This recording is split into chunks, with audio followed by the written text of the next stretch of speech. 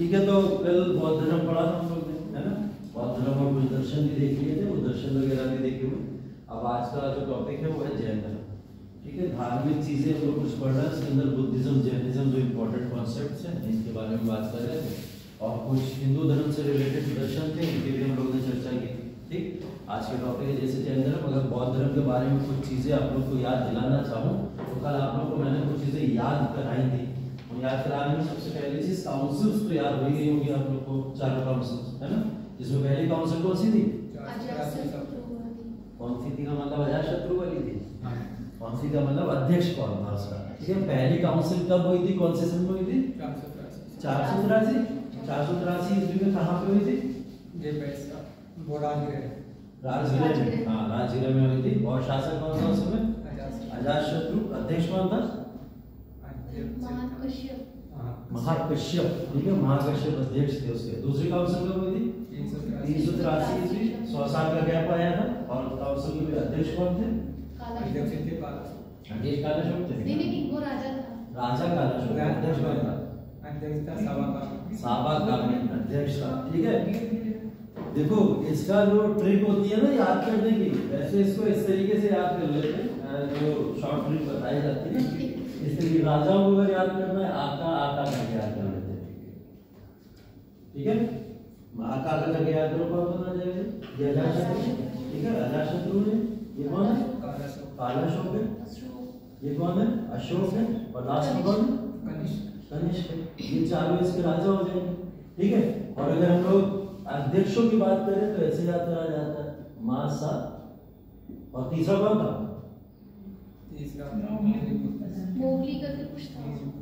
Mowgli को तिस बोला जाता है। ठीक है, मासा मोवा करके इसको याद कर सकते हो आप लोग। ठीक, मासा मोवा करके याद करोगे तो ये पहला कौन सा हो जाएगा? महाकश्यप हो जाएगा। दूसरा साबाकामी हो जाएगा। तीसरा मोगली को तिस हो जाएगा। चौथा वसुमित्र की बात की थी हम लोग ने। ठीक है, तो ये चार इस तरीके से बेसिकली इसके अध्यक्ष हो जाएंगे। तो इसको याद करने का ये तरीका भी वैसे याद कर सकते हो। और यह तो बहुत आसान है। देखो 483 में पहली हो जाती है, दूसरी 383 में हो जाती है, तीसरी 250 में, और फिर 72। ठीक है, ये सब ईसा पूर्व में, लास्ट वाली का ईसवी की। बस यही चीजें तो याद नहीं होती है, चारों काउंसिल याद हो जाती है। चारों काउंसिल में यही चीजें याद करने की, बस ये आपको पता होना चाहिए। तो चारों काउंसिल से रिलेटेड ये चीजों को ध्यान रखिएगा। बस ये चारों काउंसिल कल मैंने पढ़ाई थी, और मैंने ये भी बताया था कौन कौन से सेक्ट में बुद्ध धर्म को डिवाइड कर दिया गया था। कितने सेक्ट थे टोटल बताओ? टोटल 4 थे। 4 के नाम? महायान, हीनयान, हाँ, कौन सा? 900 ईस्वी से बना। हाँ, कौन सा था? नाम पूछ रहा हूँ। इसमें लिखा होगा, जल्दी देख के बता दो। कॉपी का जल्दी चीटिंग नहीं करनी है। ऑप्शन तो याद आ रहा है। ऑप्शन तो याद हो जाता है। महायान है, हीनयान है, और वज्रयान जो सबसे पुराना था, जिसकी बात हम लोग ने की थी कि वज्रयान सबसे पुराना होता है ना। तो वज्रयान सबसे पुराना था। और कौन से संप्रदाय थे इसमें? कौन से संप्रदाय? जैन संप्रदाय। जैन, एक तो जैन संप्रदाय क्या, उसी का कौन पार्ट ही तो है। जैन का ही तो पार्ट, उसी का तो पार्ट है बौद्ध धर्म का। जैन एक बौद्ध धर्म का पार्ट भी तो होता है। ठीक है, तो ऐसे टोटल 4 ही तो पूछ रहा हूँ, ये 4 बता देते। जैन बौद्ध धर्म का पार्ट है। जैन जैन नहीं, वो जैन है। ठीक है, हाँ जैन। तो जैन और जैन दोनों में फर्क है। तो जैसे प्रिंसिपल्स हमने वहां पे पढ़े थे, कुछ प्रिंसिपल अहिंसा वाला जैसे कॉन्सेप्ट था, या चोरी ना करने वाला कॉन्सेप्ट था, ऐसे ही कुछ कॉन्सेप्ट यहाँ पे भी है जैन धर्म के अंदर। तो जैन धर्म बेसिकली इसकी शुरुआत अगर हम लोग बात करें प्रॉपर तरीके से, वैसे तो महावीर स्वामी को जाना जाता है, जिन्होंने इस जैन धर्म की परंपरा को प्रचलित किया था। लेकिन उससे पहले टोटल 24 तीर्थंकर आए। उससे पहले 23 और तीर्थंकर आ चुके थे जिन्होंने जैन परंपरा के बारे में बात की। तो वो जैन परंपरा या जैन धर्म क्या था, किस तरीके का था, और बौद्ध धर्म से कैसे अलग था। क्योंकि बुद्धिज्म और जैनिज्म में कभी कभी डिफरेंसेस भी पूछे जाते हैं कि दोनों के अंदर डिफरेंस क्या है। तो वो डिफरेंस बेसिकली यहाँ जैन धर्म के अंदर पूछा जाएगा। तो आप लोग को आज इसी के बारे में पढ़ा देते हैं, है ना। और लोगों का लॉस भी ना हो, चीजें थोड़ी ऐसी भी पढ़ा देंगे, और चीजें आप लोग को ध्यान भी हो जाए। बेसिकली याद करने वाली चीजें करवा देगा, है ना। तो देखिए जैन धर्म बेसिकली अगर हम लोग बात करें तो जैन धर्म है क्या, इसकी अगर डेफिनेशन की बात की जाए तो सिंपल तरीके से हम लोग बात करें सभी जीवित प्राणियों के लिए, सभी।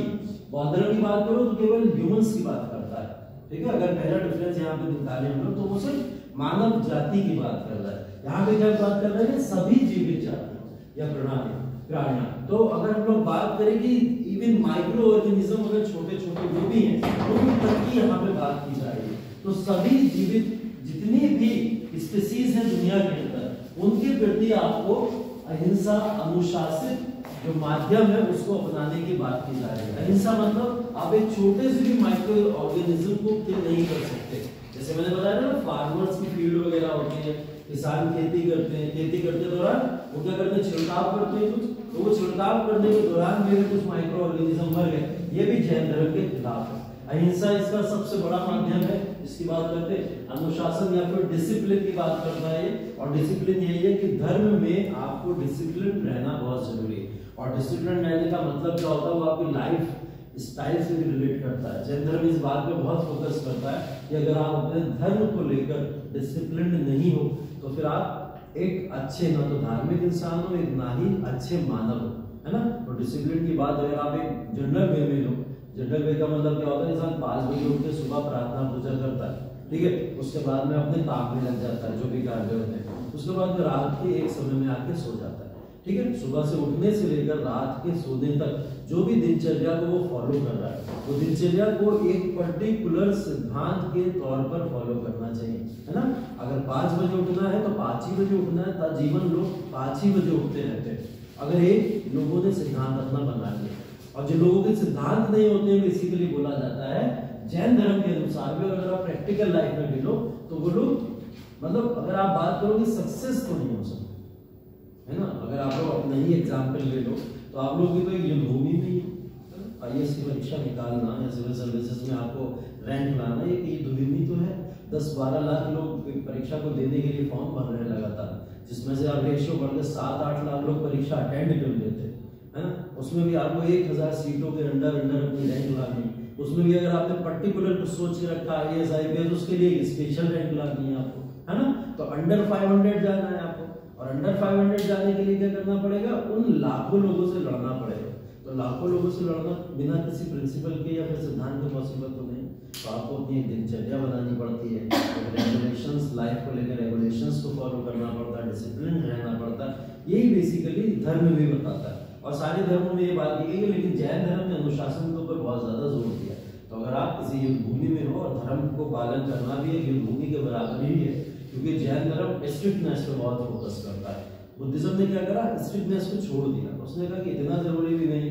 जैसे मांस मच्छी खाने वालों में बौद्ध धर्म के लोग मिल जाएंगे, लेकिन जैन धर्म के लोग नहीं मिलेंगे। उसने बोला मतलब अहिंसा मतलब अहिंसा, इसमें बिल्कुल भी एनिमल किलिंग होनी ही नहीं चाहिए 1%। तो इतना थोड़ा थोड़ा डिफरेंस जो है वो देखने को मिलता है। इसलिए बौद्ध धर्म से ज्यादा जैन धर्म प्रचलित जितनी तेजी से हुआ उतनी तेजी से डिग्रेड भी हो गया, क्योंकि आपको पता ही है कि स्ट्रिक्टनेस को फॉलो करने वाले समाज में चुनिंदा लोग ही होते हैं जो उसको फॉलो करें, बाकी जिसके ऊपर भी ऐसी स्ट्रिक्टनेस लगे वो पीछे रह जाएगा। तो जैन धर्म से लोग हट गए, बौद्ध धर्म में, हिंदू धर्म में या अन्य धर्मों में जाना शुरू कर दिया। तो इसके अंदर ये चीजें थी। इसकी उत्पत्ति की बात करें तो 6ठी शताब्दी ईसा पूर्व, ठीक है, 6ठी शताब्दी ईसा पूर्व, ये समय आपको याद होगा जब हम लोग गौतम बुद्ध की बात कर रहे थे, ठीक है, ये वही समय है, उसी समय की बातें हो रही है। तो यहाँ पर महावीर जैन जो है हमारे भगवान महावीर जैन या महावीर स्वामी के नाम से जाना जाता है, ठीक है, इन्होंने इसी समय में इसका प्रचार प्रसार शुरू किया, ठीक है। 24 हुए टोटल मिला के, ठीक है, और सभी का जो बेसिकली टारगेट होता है वो क्या होता है, मोक्ष की प्राप्ति होता है। उनका मेन टारगेट क्या है इस धर्म को फॉलो करने का, वो है मोक्ष की प्राप्ति।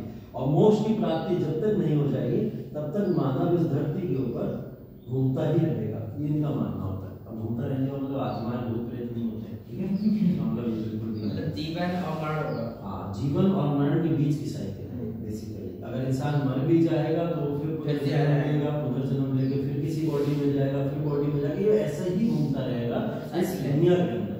अब वो जरूरी नहीं है कि ह्यूमन की फॉर्म में ही आए, कभी किसी स्पीशीज की फॉर्म में भी आ सकता है, किसी और जीव की फॉर्म में भी आ सकता है। तो जब तक वो मोक्ष, जब तक वो बेसिकली उस मोक्ष की प्राप्ति नहीं कर लेगा तब तक वो उसी साइकिल में घूमता रहेगा। तो इनका टारगेट यही रहता है कि मोक्ष की प्राप्ति कर लेना बहुत ज्यादा जरूरी है। जब जो कर लेंगे उनका क्या होगा फिर? जो कर लेंगे वो पूरी साइकिल से बाहर हो जाएंगे। ठीक है, उसके बाद उनका वो तो कहीं जाके इकट्ठी हो जाएंगे। उसके बाद तो हमें नहीं पता हमारा क्या होगा। उसके बाद तो जो होगा वो ऊपर वाला करेंगे और ऊपर वाले को मानते नहीं है। ठीक है, जैन धर्म में ईश्वर की मान्यता नहीं है। ठीक है, ईश्वर की मान्यता की अगर मैं बात करूं तो वो लोग ये कहते हैं ईश्वर एक प्राणी ही है। क्या कहते हैं? ईश्वर एक प्राणी है, मतलब ईश्वर ने हमें नहीं बनाया। वो है एग्नोस्टिक है, एग्नोस्टिक है वो मैं वही बता रहा हूँ, ईश्वर की जो संकल्पना वो लोग करते हैं उनका मानना ये है ईश्वर एक प्राणी की तरह है, ईश्वर हमें नहीं बनाता है, हम लोग खुद बनते हैं। हम लोग पदार्थ हैं, द्रव्य हैं, हम लोग अपने आप एक फॉर्मेशन लेते हैं और फॉर्मेशन लेके सराउंड करते हैं। बोले ये नेचर का लॉ है और वो नेचर में जो सराउंड वस्तुएं होती रहती है उसी में ट्रांसफॉर्मेशन होता रहता है। तो बोले कोई ऐसी शक्ति नहीं ऊपर बैठे हुई जो हमको बना रही है, कंट्रोल कर रही है, जो हमको जन्नत देगी, स्वर्ग देगी, नरक देगी। बोले ऐसा कोई कॉन्सेप्ट नहीं है, इनके हिसाब से ये नहीं होता। इनके हिसाब से सिर्फ ये होता है आत्मा जब तक मोक्ष ना मिल जाए तब तक वो जीवन में रहती है, जब मिल जाता तो वो कहाँ गई हमें नहीं पता। मिलता कैसे? मोक्ष मिलता अच्छे कार्यों से, कुछ अच्छे कार्य हैं उसको अगर आप फॉलो कर लो तो मोक्ष मिल जाएगा। जो इनके सिद्धांत है मैं बताऊंगा, जो सिद्धांत है उसको अगर आपने फॉलो कर लिया तो फिर मोक्ष मिल जाएगा, नहीं किया नहीं मिलेगा। अब इसमें दो सेक्ट बटे थे, एक दिगंबर और श्वेतांबर। जब ये सेक्ट बटे तो उनमें से एक सेक्ट पता क्या बोलता है? एक सेक्ट बोलता है कि मोक्ष कभी महिलाओं को मिल ही नहीं सकता। ये तो महावीर स्वामी ने बताया है, उन्होंने साफ साफ बोला महिलाओं को कभी नहीं मिल सकता मोक्ष। अब महिलाओं को क्यों नहीं मिल सकता? कारण क्या है इसके पीछे? सिद्धांत को फॉलो करना सबको मिल सकता है, जो सिद्धांत को फॉलो करेगा नहीं मिलेगा, लेकिन महिलाओं को क्यों मिलेगा? उन्होंने ये कहा था कि जो फीमेल्स हैं वो सेलिब्रेसी प्रैक्टिस नहीं कर सकती हैं, इसलिए उन्हें नहीं मिले। उन्हें आखिरी जन्म वो मेल का लेना पड़ेगा, सेलिब्रेटरी प्रैक्टिस करके फिर उन्हें मिलेगा। ये फाइनल जो ब्रह्मचर्य होता है वाला कॉन्सेप्ट जिसको सेलिब्रेसी कह रहे हैं, उनका मानना ये था शायद महिलाएं उसको फॉलो ना कर पाए और इस वजह से उन्हें मोक्ष की प्राप्ति नहीं होगी, ये उनका मानना था। बाद में चल के इनके कुछ सिद्धांतों को और जैसे दिगंबर वालों ने बहुत स्ट्रिक्टली माना था और दिगंबर वाले ऐसा कुछ सोचा करते थे, लेकिन श्वेतांबर वालों ने फिर एक्सेस दे दी। उन्हें लगा कि ये बात थोड़ा सा डिफरेंशिएट क्रिएट कर रही है, तो उन्होंने बोला नहीं महिलाओं को भी मिल सकता है। अभी मैंने बोला एक सेक्ट बोलता है मिल सकता है, एक सेक्ट बोलता है नहीं मिल सकता। ठीक है, तो इसीलिए महिलाएं बहुत ही कम जैन धर्म को अपनाती थी और उससे दूर रहती थी जैन धर्म से। ऑब्वियस सी बात है, आप कह रहे हो कि मोक्ष ही नहीं मिलेगा तो हम क्या करें ऐसे धर्म को फॉलो करें जब हमें मोक्ष ही नहीं मिलना। ठीक है, तो इससे जब किसी और धर्म में चले जाए जो इसी जैसा है, बौद्ध धर्म और इससे अच्छा है हिंदू धर्म, तो हम उसी में क्यों नहीं चले जाए। तो इस वजह से इस धर्म की पॉपुलैरिटी धीरे धीरे डाउन हुई। फिलहाल आएंगे इसके ऊपर। पहले तीर्थंकर की बात करें, ऋषभनाथ माना जाता है कि ऋषभनाथ ने ही इस धर्म को स्टार्ट किया था और जब इसका स्टार्ट हुआ तो ये धर्म बहुत अलग था, कुछ बहुत ही अलग तरीके के प्रिंसिपल सिद्धांत हुआ करते थे। इन सब का मॉडिफिकेशन या जो भी चीजें लेके आए वो सब लेके आए थे महावीर स्वामी। ठीक है, हाँ जो ऋषभनाथ थे वो सब लॉर्ड कृष्ण के समकालीन थे। लॉर्ड कृष्ण बोला जाता है ऐसा, हाँ बिल्कुल बोला जाता है।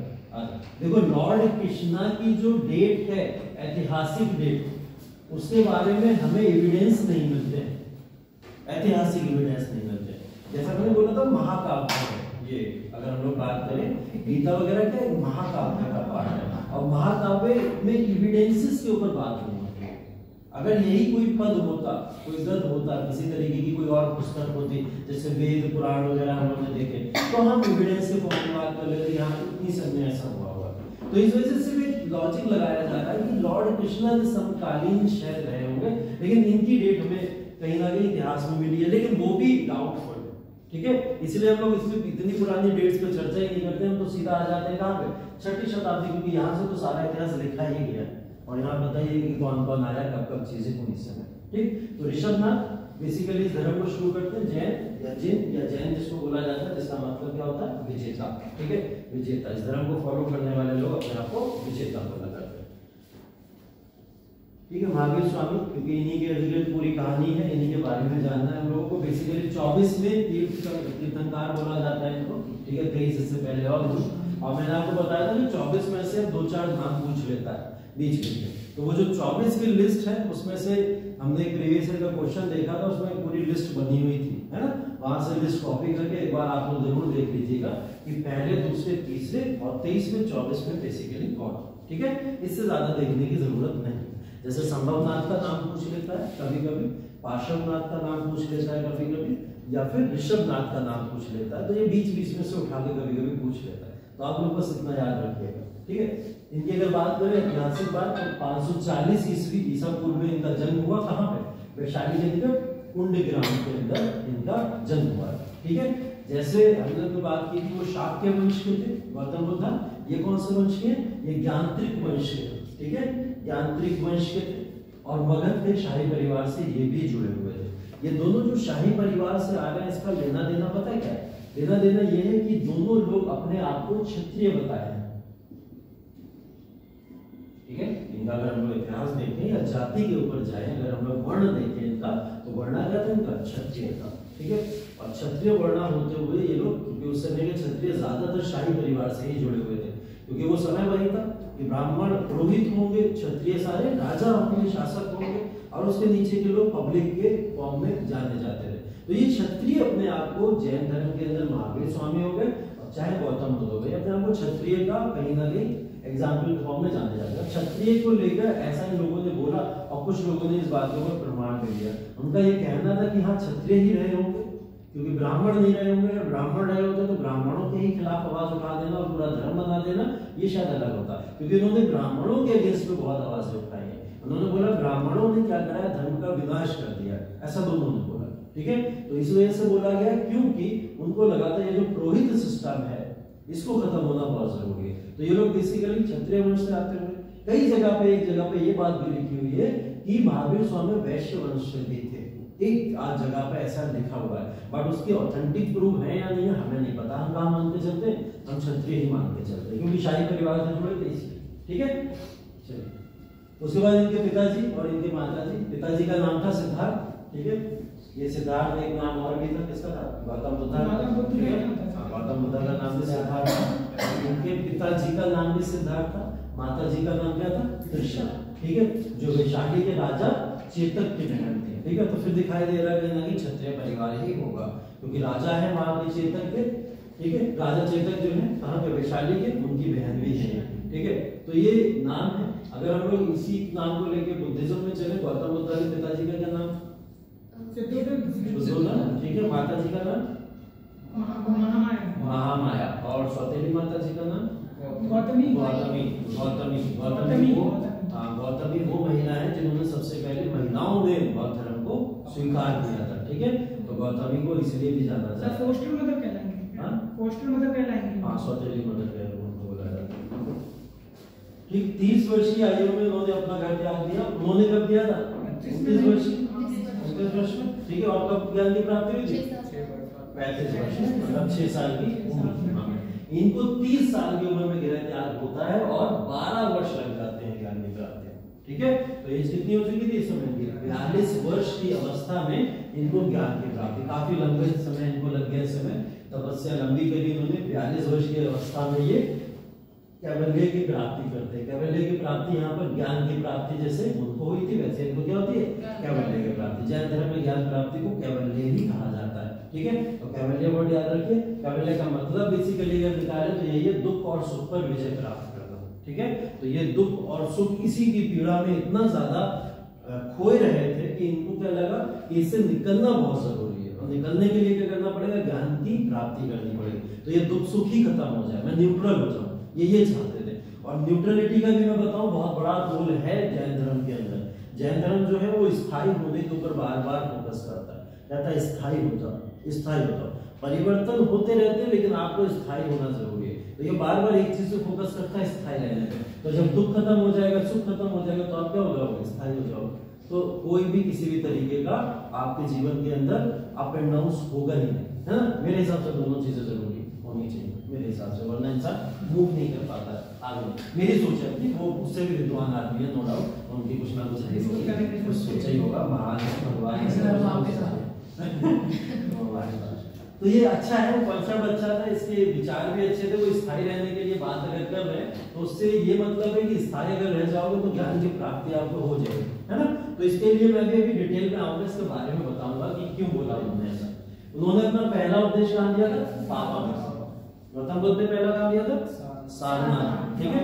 इसलिए कंपेयर करते हुए चलो, दोनों चीजें जिस तरह से याद होती चली जाए आपको, ठीक है। प्रत्येक तीर्थंकर के साथ में एक प्रतीक जुड़ा हुआ है, जैसे हमने देखा था गौतम बुद्ध के साथ में, या फिर अन्य लोगों के साथ में कुछ ना कुछ सिंबल्स जुड़े हुए थे, वैसे ही इनके भी साथ में कुछ ना कुछ सिंबल जुड़े हुए हैं। जैसे महावीर स्वामी का क्या सिंबल है? सिंह, ठीक है। तो इनका सिंबल सिंह। अपने उद्देश्य की पूर्ति के लिए उन्होंने कौशल, मगध, मिथिला, चंपा आदि प्रदेशों का भ्रमण किया। पूछा जाता है कि महावीर स्वामी कौन कौन से प्रदेश में गए थे और उन्होंने कहां कहां अपने उपदेश दिए थे। तो इन उपदेशों में जो जगह है वो कौशल, मगध, मिथिला और चंपा, ये वो जगह है जिसको अभी आप लोग आगे चल के महाजनपद में भी सुनने वाले हैं, वहां भी पढ़ोगे, ठीक है। तो महाजनपद का ही दौर है बेसिकली, जब इन्होंने यहाँ पर बताया था धर्म के बारे में, ठीक है। इस धर्म की उत्पत्ति का कारण अगर बात करें तो वही देखो, मैंने बोला था कि ब्राह्मण लोगों से कहीं ना कहीं प्रॉब्लम थी, चाहे महावीर स्वामी हो जाए चाहे गौतम बुद्ध हो जाए, ठीक है। तो प्रॉब्लम क्या थी, वो प्रॉब्लम यहाँ पे लिखी गई है। जैसे जटिल कर्म कांडों और ब्राह्मणों के प्रभुत्व के साथ हिंदू धर्म कठोर व रूढ़िवादी हो गया था। ऐसा इनका मानना था कि कर्मकांड काफी ज्यादा होते हैं हिंदू धर्म के अंदर। कर्मकांडों के एग्जाम्पल कुछ बता सकते हैं आप लोग? इसको बोलते हैं कर्मकांड, बलि वगैरह, बलि वगैरह, बलि प्रथा हो गई। जैसे ऐसे ही जो किसी भी तरीके सती, सती इस समय प्रमाण नहीं है सती के। सती देखो किसी भी वेद या फिर किसी जगह में लिखा हुआ भी नहीं मिला है ना, जो लिखित चीजें हैं उसमें सती है ही नहीं। सती तो बाद में परंपरा बन गई, तभी तो लोगों ने आवाज उठाई कि ये तो कहीं लिखा ही नहीं है, फिर क्यों होता है ना। तो कर्मकांड और ब्राह्मण हवन कह सकते हो, हवन एक हो गया, हवन के लिए भी जो चीजें होती है वो भी कर्मकांड का हिस्सा है। पूजा पाठ हो गई वो भी कर्मकांड का हिस्सा है।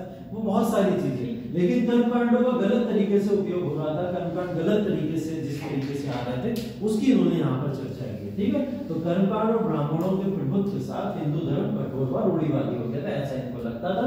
और हिंदू धर्म में सुधार मुश्किल है ये भी इन्हें लगता था। तो ये क्या चाहते थे, एक अलग ही धर्म बना के नए कॉन्सेप्ट उसमें दे, ठीक है। हालांकि जैन धर्म ने बहुत सारे हिंदू धर्म के ही कॉन्सेप्ट उठाए हैं, अगर आप देखोगे। तभी तो बुद्धिज्म और जैनिज्म धीरे धीरे अनपॉपुलर हो गया। क्यों? क्योंकि सबको लगा ये तो सब हिंदू धर्म के ही कॉन्सेप्ट उठा के लाए जा रहे हैं, तो इससे अच्छा हिंदू धर्म में ओरिजिनल में ही क्यों ना चले। तो ये वजह थी। आदि शंकराचार्य ने भी तो कर दिया। आदि शंकराचार्य ने यही तो बताया आपको उस समय 8वीं शताब्दी में। बोले कि बुद्धिज्म जैनिज्म में जो आप अपनी भीड़ में जा रहे हो, एक बार रुक के ठहर के देख तो लो ये बता क्या रहा है आपको।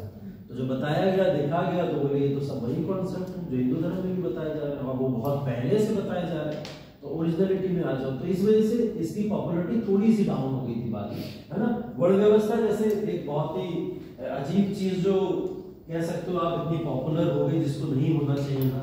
4 वर्णों में फिर 5वां वर्ण जिस तरीके से विभाजित कर गया, उसकी वजह से इनको क्या लगा, सिर्फ ऊपर के 2 वर्गों को ही समाज में इक्वलिटी मिलती है, सारी की सारी राइट्स उन्हीं को हैं, अधिकार उन्हीं को मिलते हैं, बाकी सबको दबा के रखा जाता है। तो इससे बाहर निकलने की जरूरत है।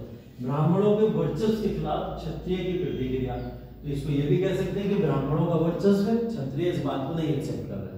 और क्षत्रिय क्या करते हैं, एक नए धर्म को ही बना देते हैं, क्योंकि दोनों लोग क्या है, क्षत्रिय क्यों है। तो क्षत्रिय क्या करते हैं, ब्राह्मणों के वर्चस्व को स्वीकार करने को तैयार नहीं, इसलिए वो अपना नया धर्म बनाएंगे, ठीक है।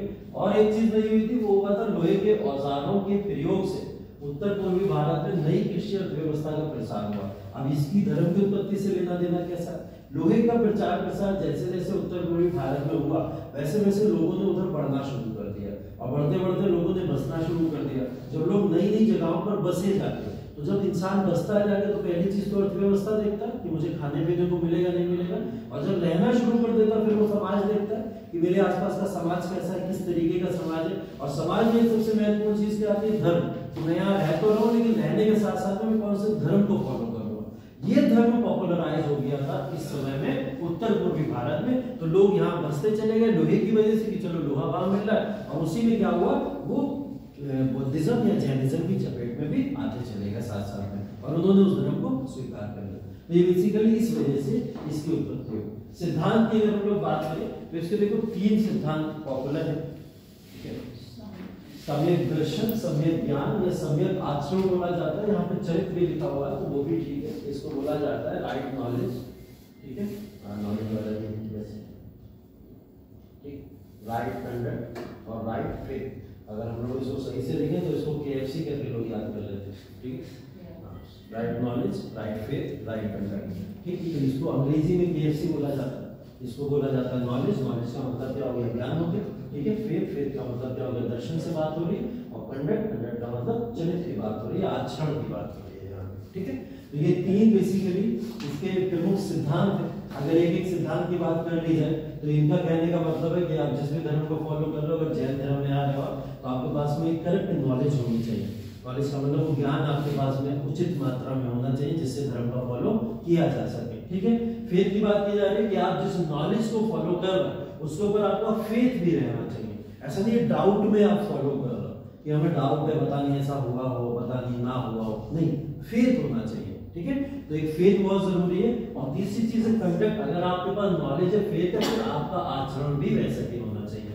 आप उसी के ऊपर चलो और उसी कार्य को करो, ये होता है कंडक्ट। ठीक है, तो इन तीन चीजों को इसमें सिद्धांत के तौर पर जाना गया और सिद्धांत में इन तीन चीजों को जगह दी गई। वहां पे तीन चीजें कौन सी थी? बुद्ध धर्म में, बौद्ध धर्म में तीन सिद्धांतों की बात करी जाए तो हाँ बोलो बोलो। तीन पिटक की बात करी थी हम लोगों ने। त्रिपिटक जो थे कौन कौन से थे? सुत पिटक और विनय पिटक और अभिनव पिटक, ये तीन पिटक थे ना। तो तीन पिटक की बात हम लोगों ने की थी, वैसे ये तीन सिद्धांत की बात हो रही है यहाँ पे। उसमें भी तो ऐसी कुछ बातें की जा रही है कि आप नॉलेज फेथ के बेसिस पे अपने कार्य करो। ठीक है, 5 सिद्धांत है जैन धर्म के। इन 5 सिद्धांतों में पहला वही है अहिंसा। अहिंसा तो वहां भी देखा था हम लोगों ने। ठीक है, तो 5 सिद्धांतों में एक सिद्धांत तो अहिंसा, लेकिन यहाँ अहिंसा जीव को चोट ना पहुंचाना है। मतलब जीव का मतलब सभी जीवित लोग आते हैं उसके अंदर। ठीक, सत्य, सत्य का मतलब झूठ ना बोलना। आप झूठ ना बोलिए, सत्य का पूरी तरीके से फॉलो कीजिए। अस्त्य, चोरी ना करना। और चोरी ना करना का मतलब ज्यादा प्रॉपर्टी ना रखना भी, वो भी इसी का पार्ट हो गया। ठीक है, या अपने पास में ज्यादा जगह ना रखिए, किसी का हक ना मारिए। अपरिग्रह की बात करें, संपत्ति का संचय न करना। संपत्ति का संचय न करना मतलब अपनी प्रॉपर्टीज मत बनाइए। ठीक है, खरीद के। जैसे आज के समय में लोग घर बनाते हैं, घर के बाद में होटल भी बनाते हैं, होटल के बाद रेस्टोरेंट भी बनाते हैं, फिर बाद में अपना विद्यालय भी बना लेते हैं। ठीक है, और धीरे धीरे सब कुछ ही बनाते चले जाते हैं। देश में जो भी जगह मिलती है बनाते चले जा रहे हैं। तो ये बोल रहे हैं कि संपत्ति का संचय न करना अपरिग्रह हो। हाँ, इसके अंदर कैपिटलिज्म कह सकते हो आप, उसको पूरी तरीके से हटाया गया, साइड किया गया। ब्रह्मचर्य, ब्रह्मचर्य का पालन करना, इसको भी पालन करना जरूरी है। ये वाला जो 5वां प्रिंसिपल है, ये प्रिंसिपल दिया था महावीर स्वामी। ठीक है, बाकी 4 प्रिंसिपल जैन धर्म में पहले से भी थे, लेकिन ये 5वां जो ब्रह्मचर्य वाला है, ये प्रिंसिपल महावीर स्वामी ने ऐड किया था। और इसी समय उन्होंने बोला था कि महिलाएं ब्रह्मचर्य को फॉलो नहीं कर सकती, इस वजह से महिलाओं को मोक्ष की प्राप्ति होना असंभव है। महिलाओं को फिर मोक्ष की प्राप्ति कैसे हो? लोगों ने क्वेश्चन उठाया उनके ऊपर, महिलाओं को कैसे मोक्ष प्राप्त होगा? और एक समय ऐसे आएगा महिलाएं पुरुष बन के आएंगी और तब उनको मोक्ष की प्राप्ति हो जाएगी। ठीक है, ऐसा बोलना था। ठीक है, ईश्वर में अवधारणा की बात बता रहा था मैं। ठीक है, ईश्वर में लिख लो 5 लिख लो, नोट कर लो। ईश्वर में अवधारणा की बात हम लोग करेंगे तो इनका मानना बेसिकली वही था कि मैंने जैसा आपको बताया कि ईश्वर की मान्यता इनके अंदर नहीं है। ये लोग मानते हैं कि ईश्वर भी क्या है? प्राणी ही है। ईश्वर क्या कर रहा है? हम सब लोग को ऐसा नहीं है कि बैलेंस कर रहा है, मेंटेन कर रहा है, नेचर को कंट्रोल कर रहा है। ईश्वर भी वही है जैसे हम लोग हैं। और इनका ये मानना था कि ईश्वर भी एक समय में जैन धर्म के अनुयायी रहे होंगे और उन्होंने अनुरूप पालन किया होगा और आगे चल के वो ईश्वर बन गए होंगे, ऐसा इनका मानना था। ठीक है, तो ये वही मानते और इनका कहना है कि ईश्वर हम सब हैं, हम सब के अंदर एक ईश्वर है। अगर हम लोग अनुपालन करना वैसे ही शुरू कर दें, उसी तरीके की चीजों को फॉलो करना शुरू कर दें, तो धीरे धीरे क्या बन जाएंगे? ईश्वर हम भी बनते चले जाएंगे, क्योंकि हमारे अंदर भी वो सारी चीजें आ जाएंगी। इनका मानना यह था कि दुनिया में जो सब चल रहा है ब्रह्मांड के अंदर, वो अपने नियमों के हिसाब से चल रहा है, उसको कोई परिवर्तित नहीं कर सकता, कोई आगे उसको चेंज नहीं कर सकता और वो वैसा ही चलता रहेगा। इनका ऐसा मानना बोले, क्योंकि ब्रह्मांड के अंदर जो भी मौसम बदल रहे हैं, जो भी ऋतुएं बदल रही हैं, जो भी सर्दी गर्मी जो भी हो रही है, या इंसान जो भी वातावरण में रहता है, वो सारा का सारा एक नेचुरल कॉज है, उसके पीछे किसी का हाथ नहीं। जैसे हम लोग मान लेते हैं ना, हिंदू धर्म के अंदर मारूत को बोला जाता है तूफान का देवता, कि जब वो बोलेंगे तब तूफान आएगा, इस तरीके से बोला जाता है। रुद्र का गुस्सा का देवता बोला जाता है, उनको गुस्सा आ गई तो फिर पहाड़ वहाड़ नदियां सब इधर हो जाएंगी, है ना। तो इनका ये मानना था, ये बोलते थे नहीं ऐसा कुछ नहीं होता, वो बोले सब खुद होता है, अपने आप होता है और अपने आप ही हो रहा है। इसलिए नेचर के अंदर बैलेंस करना हम सबकी जिम्मेदारी है और अगर हम लोग ये बैलेंस कर लेंगे तो हम लोग भी ईश्वर बन सकते हैं। बौद्ध धर्म ईश्वर को मानता है?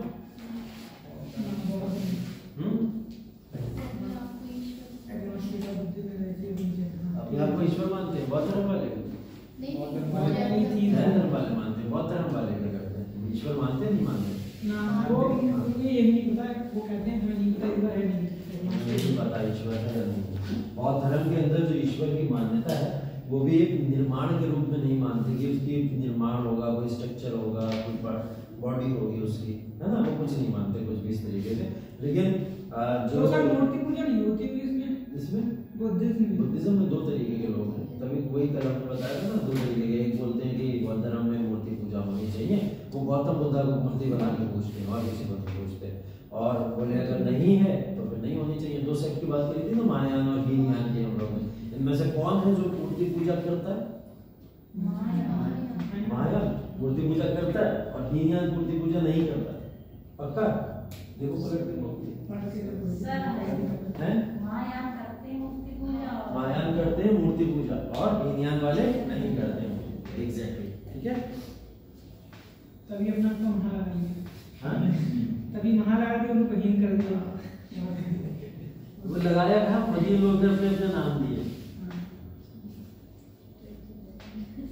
देखो और इंटरेस्टिंग चीजें हैं कुछ गलत है।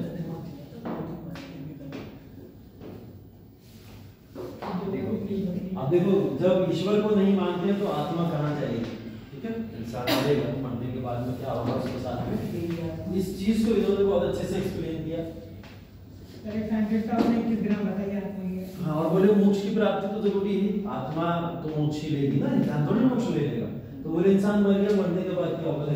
जब कोई व्यक्ति अपने सभी कर्मों को नष्ट कर देता है, सभी कर्म जो भी कार्य उसने किया उसको नष्ट कर दिया, वह मुक्त आत्मा बन जाता है। वह हमेशा के लिए मोक्ष में पूर्ण आनंदमय अवस्था में रहता है अगर अपने द्वारा किए गए सभी कर्मों को नष्ट कर दिया। जैसे जैन धर्म है, कहता है आप अपने परिवार में रहते हो, परिवार के अंदर आप रहते समय ब्रह्मचर्य को फॉलो नहीं कर सकते, उनका मानना है जिस तरीके से। लेकिन आप इस कॉन्सेप्ट से निकल जाओगे जिस समय आपके अंदर से परिवार की मोह माया खत्म हो जाएगी। एक समय ऐसा आएगा कि आप पूरी तरीके से धर्म के लिए ही पूरी तरीके से अपने आप को डेडिकेट कर दोगे। वो समय आएगा तब आगे आप अपने सभी कर्मों को नष्ट कर चुके होगे, अब आपका कोई कर्म नहीं बचा होगा। इसी समय क्या होगा? आपकी आत्मा को मोक्ष मिल जाएगा। ठीक है, आगे हमने क्या बोला? मुक्त आत्मा के पास अनंत ज्ञान, अनंत दृष्टि, अनंत शक्ति और अनंत आनंद है। ठीक है, यह जीव जैन धर्म का देवता है। भाई बोलो मैंने ईश्वर क्या है?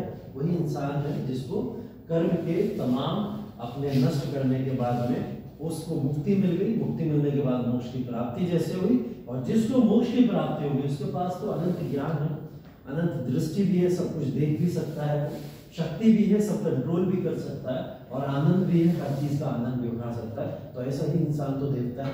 इस वजह से उन्होंने क्या बोला? प्रत्येक जीव में ईश्वर बनने की क्षमता होती है। तो हर एक व्यक्ति जो जैन धर्म का पालन करता है वो ईश्वर बन सकता है। ठीक है, तो जिसको पावर चाहिए होगी, शक्ति चाहिए होगी, वो जैन धर्म के अंदर गया होगा, उसको लगा होगा कि मैं ईश्वर बन सकता हूँ इस धर्म के अंदर जाके, तो उन्होंने इस चीजों को फॉलो करना शुरू किया होगा। ठीक है, इसलिए जैनियों का एक ईश्वर, जैनों में इसलिए एक ईश्वर की कल्पना ही नहीं की जाती। यहाँ पे देवता असंख्य है, क्योंकि जैन धर्म में बहुत सारे लोग मोक्ष की प्राप्ति कर चुके हैं आज तक। तो बहुत सारे, इसलिए लगातार क्या होता है, जैन धर्म में ईश्वर की संख्याएं बढ़ती चली जाती है। वहां लिमिटेड ईश्वर नहीं, अनलिमिटेड, वहां पे हर दिन ईश्वर बढ़ रहे हैं। ठीक है, क्यों बढ़ रहे हैं? क्योंकि जैन धर्म में जो भी मुक्ति पाके चला जाता है उसको ईश्वर का दर्जा दे दिया जाता है और उसको ईश्वर मान लिया जाता है। हर धर्म के अंदर एक रोक लग गई है ना, जैसे हिंदू धर्म में भी एक रोक लग गई कि इन आचार्य के बाद में या इन भगवान के बाद में कोई भगवान नहीं आएगा, बोल दिया हमने लास्ट। ठीक है, और ऐसे इस्लाम धर्म में भी हो गई, पैगंबर के बाद में कोई पैगंबर नहीं आएगा, रोक लग गई। ईसाई धर्म में भी यही हुआ कि इन प्रॉफिट के बाद में कोई प्रॉफिट नहीं आएगा। ऐसे यहूदी धर्म में भी हुआ, है ना, उनके बाद में सिखिज्म में, सिखिज्म में भी देख लो, उनके अंदर भी बोले गुरु के बाद में कोई गुरु नहीं आएगा। हर धर्म में रोक लग गई। और ऐसे ही गौतम बुद्धा ने भी बोल दिया कि मेरे बाद अब कोई नहीं आएगा। तो गौतम बुद्धा के बाद में बुद्धिज्म में भी रोक लग गई। गौतम बुद्धा ने बोला था, हाँ, गौतम बुद्ध ने ये बोला था कि मेरे बाद में कोई ऐसा नहीं आएगा जो आपको ये ज्ञान की प्राप्ति करा सके। अब वो आपके ऊपर है कि आप किस तरीके से उन चीजों को ले सकते हो। उन्होंने अपने अनुयायी जरूर बनाए और उनसे कहा प्रमोट करो जब, उन्होंने प्रमोट भी किया, लेकिन वैसा नहीं। अशोका तो सबसे ज्यादा फॉलो किया बुद्धिज्म को, लेकिन क्या अशोका कभी भगवान बना? लोग उसको कभी भगवान मानते, बुद्धिज्म नहीं मानते। इसका मतलब वही है कि गौतम बुद्ध को लास्ट मान लिया उन्होंने, उसके बाद कोई। लेकिन जैन धर्म में कोई लास्ट नहीं है, उसके बाद बात ही नहीं हुई है। तीर्थंकर जरूर 24 को है, 24 में तीर्थंकर पर रुक गई ये बात, लेकिन उसके बाद सभी लोग ईश्वर बन सकते हैं, इसकी संकल्पना इसके अंदर है। ठीक है, तो अगर मैं पूछूं आत्मा की मान्यता है इसके पास? नहीं है। आत्मा की मान्यता जैन धर्म में है या नहीं है?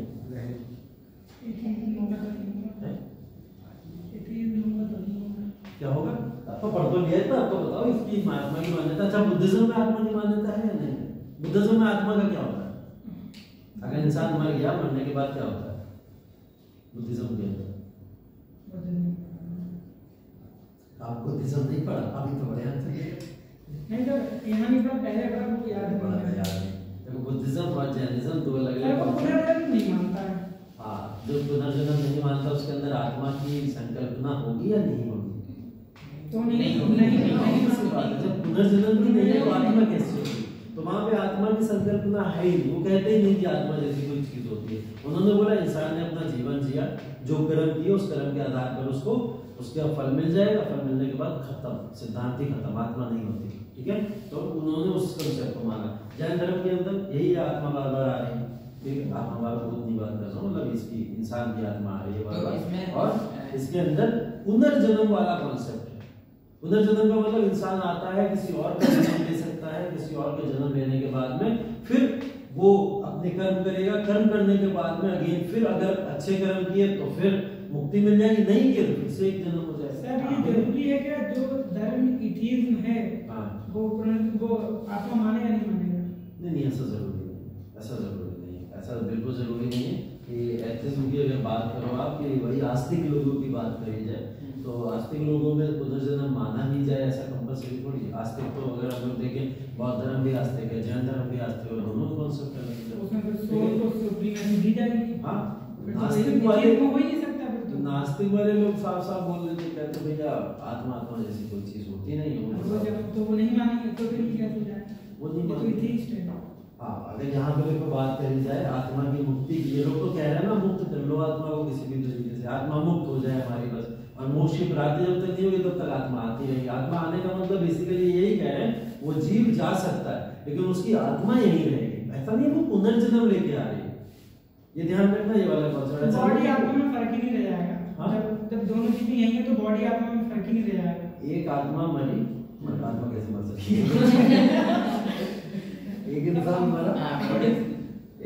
मरा, बॉडी से निकला, बॉडी से निकलने के बाद जो नया जीव आता है, ठीक है, जो भी नया जीव आया, जैसे नए बच्चे का उसी समय जन्म हो गया, उनको लगता है वो आत्मा गई नहीं, वो इसमें आ गई, वो खत्म हो गया, वो कहीं जाती नहीं, वो इसी संसार में रहते हैं, किसी जीव में ट्रांसफर हो जाती है। तो ट्रांसफर जो है सोल का, वो ट्रांसफरेंस ऑफ सोल पे बात करती है। इनका मतलब ये नहीं है कि आत्मा जा रही है, जाने के बाद वेट करेगी, फिर कोई किसी को नया भेजा जाएगा तब उसमें आत्मा आएगी, ऐसा नहीं। आत्मा संसार में उनके हिसाब से भी आत्मा मरती नहीं है। हाँ, आत्मा नहीं मरती नहीं है। आत्मा किसके हिसाब से मर सकती है? किसी हिसाब से भी आत्मा नहीं। सर वो ऐसा मानना उसमें भी यही इम्पोर्टेंट है कि मर नहीं रही है। हाँ, तो बाहर जाने अंदर जाने उसका कोई लॉजिक नहीं, तो दोनों सेम ही तो हो रहे हैं। जब आत्मा मरी नहीं रही है, बुद्धिज्म में बोला जा रहा है कि आत्मा गई, मतलब एक बार इंसान जिया, जीने के बाद उसकी आत्मा निकली, अब वो किसी में प्रवेश नहीं कर रही, वो चली गई। अब वो कहाँ गई, किधर गई, इस बात पे बुद्धिज्म ने भी आगे बात नहीं बताई है। वो आत्मा चली गई, ये आत्मा गई कहाँ है? तो दोबारा ट्रांसफर ले रही है, इधर से उधर बॉडीज में जा रही है, तो ये कहीं जा नहीं रही, ये है। इसलिए आपने बहुत सारी न्यूज देखी होगी, कभी कभी पॉपुलर बात में डिस्कस करते हैं, मतलब बहुत कॉम्प्लिकेटेड है। हाँ, कॉम्प्लिकेटेड बहुत चलो क्या करना नहीं, आज टाइम है आज तो जितना डिस्कस कर लोगे अच्छा ही। तो सर करते हैं फिर? हाँ, कर सकते हैं। तो देखो आगे सिद्धांत भी इसका इसी से रिलेटेड है, ठीक है, वही जिसपे अभी तुम चर्चा कर रहे हो, ये वही इसी से रिलेटेड सिद्धांत है। लेकिन इसके ऊपर करेंगे चर्चा, थोड़ी सी चीजें देख लो, कम से कम इम्पोर्टेंट चीजें तो खत्म कर लें, ठीक है। जैसे अनेकांतवाद एक सिद्धांत है जैन धर्म का, अनेकांतवाद, इसके ऊपर ये ज्यादा फोकस करते हैं और अनेकांतवाद के अंदर ये लोग कुछ चीजों के ऊपर ध्यान देते हैं, ठीक है। जैसे मैंने बताया था, अनेकांतवाद ये बात बोलता है कि जीवन में स्थायी रहना बहुत जरूरी है और परिवर्तन आपके पहलू हो सकते हैं, लेकिन जीवन में स्थायी रहना बहुत जरूरी है। जैसे इसके एग्जाम्पल के तौर पर अगर मैं आपको बताऊं, ये कहना चाह रहे हैं क्योंकि स्थायी रहना संभव ही नहीं है किसी भी मानव के लिए। स्थायी रहने का मतलब यही हो गया कि हम कांस्टेंट एक ही लाइफ जीते चले जा रहे हैं बचपन से लेकर बुढ़ापे तक, ये कांस्टेंट होता है जो पॉसिबल नहीं है प्रैक्टिकली अगर हम लोग बात करें। लेकिन ये क्या कहना चाह रहे हैं, इनका कहने का मतलब कुछ ऐसे समझो कि स्थायी रहने का मतलब ये कि आप किसी टारगेट और किसी कहीं ना कहीं प्रोजेक्ट के ऊपर कार्य कर रहे हो, किसी आप एम को लेके कार्य कर रहे हो। जैसे यहाँ पे मोक्ष को लेकर टारगेट किया जा रहा है, हम मोक्ष के लिए कार्य कर रहे हैं। आप लोग एग्जाम्पल ले लो, आप लोग यूपीएससी की तैयारी करो, अब आपके सामने एक टारगेट के दौरान अगर आप यूपीएससी में सक्सेसफुल होना चाहते हो तो आपको स्थायी रहना बहुत जरूरी है, ठीक है। एक जैसा रहना बहुत जरूरी है। जब आप एक जैसे रहते हो और उसी एक जैसे पन के अंदर आप लगातार प्रैक्टिस करते रहोगे तो एक समय ऐसा आएगा आपको उसमें कामयाबी मिल जाएगी और आप सक्सेसफुल हो जाओगे। लेकिन हाँ, उस दौर में क्या कुछ परिवर्तन नहीं आएंगे, इस बात को इन्होंने नहीं नकारा। इन्होंने बोला स्थायी रह के अपनी तैयारी जरूर करो, परिवर्तन भी आएंगे उस समय। परिवर्तन ऐसे आ सकते हैं कि अनफॉर्चुनेटली कोई हादसा हो जाए आपके घर में, ठीक है, तो क्या होगा, परिवर्तन होगा, आपके ऊपर मेंटली इम्पैक्ट पड़ेगा उन सारी चीजों का, कुछ ना कुछ प्रभावित करेगा आपको चीज। आपके घर में कोई फंक्शन मान लो हो गया उस समय में, है ना, घर में शादी हो गई किसी की या किसी भी तरीके का कोई ऐसा फंक्शन हुआ, बहन भाइयों की शादी वगैरह, उस समय में भी आया, ये पड़ा, ऊंचा नीचा हुआ, चीजें हुई, सोसाइटी के अंदर कोई बहुत बड़ी घटना आ गई, कोविड आ गया, जैसे हम लोग ने देखा उस समय पेपर ही 4 महीने आगे पोस्टपोन हो गया था यूपीएससी का, इतिहास में पहली बार ऐसा हुआ, ठीक है। तो 4 महीने पेपर ही पोस्टपोन कर दिया उन्होंने, 4 महीने पेपर पोस्टपोन हो गया तो आपके ऊपर अस्थिरता आ जाएगी थोड़ी सी। लेकिन इन सब परिवर्तन के दौरान भी आपको कैसा रहना है, स्थिर रहना है, स्थायी रहना है। आपके ऊपर फर्क नहीं पड़ना चाहिए इन तमाम चीजों का। पढ़े भी तो पढ़ने के बाद में भी आपको स्थायी रहना है, ठीक है। तो ये स्थायी या उस चीज के ऊपर कांस्टेंट जो चीज है उसके ऊपर बहुत फोकस करना चाहते हैं, क्योंकि इनको पता है कि अगर आपने स्थायी रहकर कार्य नहीं किया तो जो परिवर्तन है जीवन के आपको नष्ट कर देंगे, आपका विनाश कर देंगे और आप अपने कर्मों में ही उलझ के रह जाओगे, मोक्ष की प्राप्ति कभी नहीं कर पाओगे, ठीक है। तो ये स्थायी रहने के ऊपर फोकस करते हैं। स्थायी रहना अनेकांतवाद एक अच्छा प्रिंसिपल है इसका, जिसके ऊपर कार्य किया जाता है, ठीक है। कई सारे लोग इस प्रिंसिपल को मानते हैं और इस प्रिंसिपल के ऊपर कार्य करते हैं। अनेकांतवाद कल को आईएएस ऑफिसर बनो ना कभी, तो जाके स्पीच में बोलना अपनी, मैंने तो अनेकांतवाद को फॉलो किया, ठीक है। अनेकांतवाद जब बोलोगे आप लोग तो लोग ऑडियंस थोड़ा सा सोचेगी अनेकांतवाद मतलब ज्यादा ठीक है, उनको बताना 5 मिनट बताने के लिए भी तो है, क्या करोगे स्पीच नहीं करोगे जाके, अपना स्ट्रगल कुछ बताओगे जाके, तुम्हें कुछ तो बताओगे, तो बताना हो जाएगा। इसको अनेकांत क्यों कहा गया, क्यों, मतलब क्या मतलब अपरिहार्य का मतलब बता दीजिए मुझे। किसका? निरंतर के बाद, निरंतर और अपरिहार्य है, ठीक है। जितनी भी सर्कमस्टेंसेस हैं दुनिया भर के अंदर, वो बोलता जा रहा है कि ये सब परिवर्तन से गुजरती हैं और लगातार परिवर्तन से गुजरती हैं, लेकिन उसके बाद में भी उसके ऊपर किसी भी तरीके का कोई चेंज नहीं आना चाहिए। स्टेबिलिटी की बात हो रही है, इनस्टेबिलिटी में फर्क नहीं पड़ेगा। हाँ, बेसिकली आपके ऊपर बहुत सारे इम्पैक्ट पड़ सकते हैं स्ट्रगल के फेज में, लेकिन उन स्ट्रगल के फेज में आप घबराइए मत। यही सन्यासी भी तो यही कर रहा है, तपस्वी भी तो यही कर रहा है कि कितना जाड़ या गर्मी कुछ भी आ जाए, कैसा भी आ जाए, लेकिन अगर वो सन्यास के उस मुद्रा में बैठा है तो उसको कोई भी चीज प्रभावित नहीं कर सकती, है ना। सर ये पॉलीथिज्म से कैसे डिफर करेगा, ये वाला पॉलीथिज्म से कैसे डिफर करेगा, वो भी अनेकांतवादी है। हाँ देखो, अनेकांतवाद अगर इसको उस वर्ड से मैच कर रहे हो तो यहाँ पे अनेकांतवाद का मतलब बेसिकली यही है कि यहाँ पर आप जो है एकांतवाद जैसे प्रिंसिपल को, जैसे आपने सुना होगा, एकांतवाद का मतलब क्या होता है, अकेला जाइए, अकेले जाके बैठिए और अलग हो जाएगा सर। अनेकांतवाद नहीं, वो तो एकांत वाला हो जाएगा। हाँ, मैं एकांत बता रहा हूँ। हाँ, ये मैं इसका बात कर रहा हूँ, इसका नाम अनेकांतवाद, मतलब अनेकांतवाद ना, मतलब एक गॉड को ना मानना, बहुतों को मानना, ये है इसका मतलब। देखो यहाँ पे जो कॉन्सेप्ट है बेसिकली, मैं फिलोसफिकल बेसिस पे बता रहा था, आप जहाँ पे जा रहे हो और वो जा रहे हो स्पिरिचुअल बेसिस पे जा रहे हो, ठीक है। दोनों में डिफरेंस वाली बात है, स्पिरिचुअल बेसिस पे और फिलोसफिकल बेसिस पे दोनों में डिफरेंस होता है। अगर मैं फिलोसफिकल बेसिस पे बात करूँ तो सिर्फ इसकी डेफिनेशन की बात करूंगा मैं, ठीक है, वो फिलोसॉफिकल बेसिस है। स्पिरिचुअल बेसिस पे जाना तो आपका कहना सही है कि अनेकांतवाद का मतलब तो कई सारे ईश्वरों को मानना होगा, है ना। तो अनेकांतवाद में कई सारे ईश्वर के प्रिंसिपल को तो जैन धर्म मानता ही है, वो तो अभी हमने देख लिया कि हमारे यहाँ तो बहुत सारे ईश्वर होंगे, हम उन सारे ईश्वरों को मानते हैं। अनेकांतवाद के प्रिंसिपल को आप एक्सेप्ट कैसे कर सकते हो, आप इस अनेकांतवाद में जा कैसे सकते हो, आप खुद एक ईश्वर कैसे बन सकते हो, इसकी संकल्पना अनेकांतवाद है जैन धर्म के अनुसार। कैसे बनोगे, स्थायी आएंगे, ठीक है, अपने अंदर आपने अभी मोक्ष की लोग रख रहे हैं कल्पना, ठीक है, ये भी तो कंडीशन आ गई। इसकी कल्पना मोक्ष की रख रहे हैं, इनका टारगेट मोक्ष है, ठीक है, ये भी तो कंडीशन आ गई। बिल्कुल, अगर आप फिर आप चेंज होने वाला रह ही नहीं सकते हो, तुमने कंडीशन रख दी, यानी अब तुम्हारा मोक्ष प्राप्त नहीं हो सकता है, सिंपल। मतलब कंडीशन रखने के बाद वो चीज प्राप्त नहीं हो सकती है, ये एक स्टार्ट फेज है। कैसे? मैं कह रहा हूँ ये एक स्टार्ट फेज है, यहाँ से सारी कहानी शुरू होती है, ठीक है, ये अंत है किसी भी चीज का, यहाँ एंड हो जाता है, ठीक है। और ये है पूरी लाइफ, जिसको हम लोग कहते हैं कि लाइफ ये पूरी की पूरी जर्नी होती है जो हमारी, ठीक। यहाँ से शुरू हुआ, हमें कुछ नहीं पता, मतलब जीरो पे एकदम, ठीक। यहाँ हमें बता दिया जाए बेटा तुम पैदा इसलिए हुए क्योंकि तुम्हें मोक्ष की प्राप्ति करनी है, यहाँ हमें बता दिया जाए, ठीक है। हमारा एंड अगर मोक्ष पे हो गया तब तो ठीक, हमने यहाँ से शुरू किया था, नहीं हुआ तब बिल्कुल ठीक नहीं है, तब हम फिर से जैन धर्म की साइकिल में घूमते रहेंगे। सिर्फ जैन धर्म के बारे में सोचना जो मैं बता रहा हूँ, यहाँ मोक्ष की प्राप्ति के लिए हमने जन्म लिया, मोक्ष की प्राप्ति के लिए हमें बताया जाएगा मोक्ष कैसे प्राप्त होगा। बोले मोक्ष ऐसे प्राप्त होगा कि इस जर्नी के दौरान, इस लाइफ के दौरान आप कुछ सिद्धांतों को फॉलो करोगे, और उन सिद्धांतों में से हम आपको एक सिद्धांत बताए देते हैं, वो है अनेकांतवाद, ठीक है। इस लाइफ की जर्नी में आपको क्या फॉलो करना है, अनेकांतवाद। अगर आप इस पूरी जर्नी में अनेकांतवाद फॉलो करेंगे तो ये एंड है वो आपका वैसा ही होगा जो आपने स्टार्ट में सोचा था, मतलब स्टेबिलिटी के बता, ठीक है। तो ये यही कहना चाह रहे हैं, ये अनेकांतवाद को फॉलो करते रहो चुपचाप, पूरे जीवन भर आपका अंत ऐसा ही हो जाएगा जैसा हम बता रहे हैं सर। लेकिन सर जो जैनिज्म है वो ये बोलता है कि अगर तुमने ये सोच लिया कि मुझे मोक्ष प्राप्त करना है, कि तुमने टारगेट बना लिया, यानी तुमने कंडीशन रख ली, और तुमने कंडीशन रख ली तो तुम्हें निर्वाण अचीव हो ही नहीं सकता है। वो क्यों कहता है, उसके पीछे भी प्रिंसिपल है। उसने बोला फिर आप अपना कर्मा भूल जाओगे, वो इसलिए बोलता है। अगर वो ये बात बोल रहा है वो किसी कर्म में फंसना ही नहीं, उसने ये उसने पूरी तरह से तुम्हें किसी भी चीज से कोई मतलब नहीं है, ठीक है।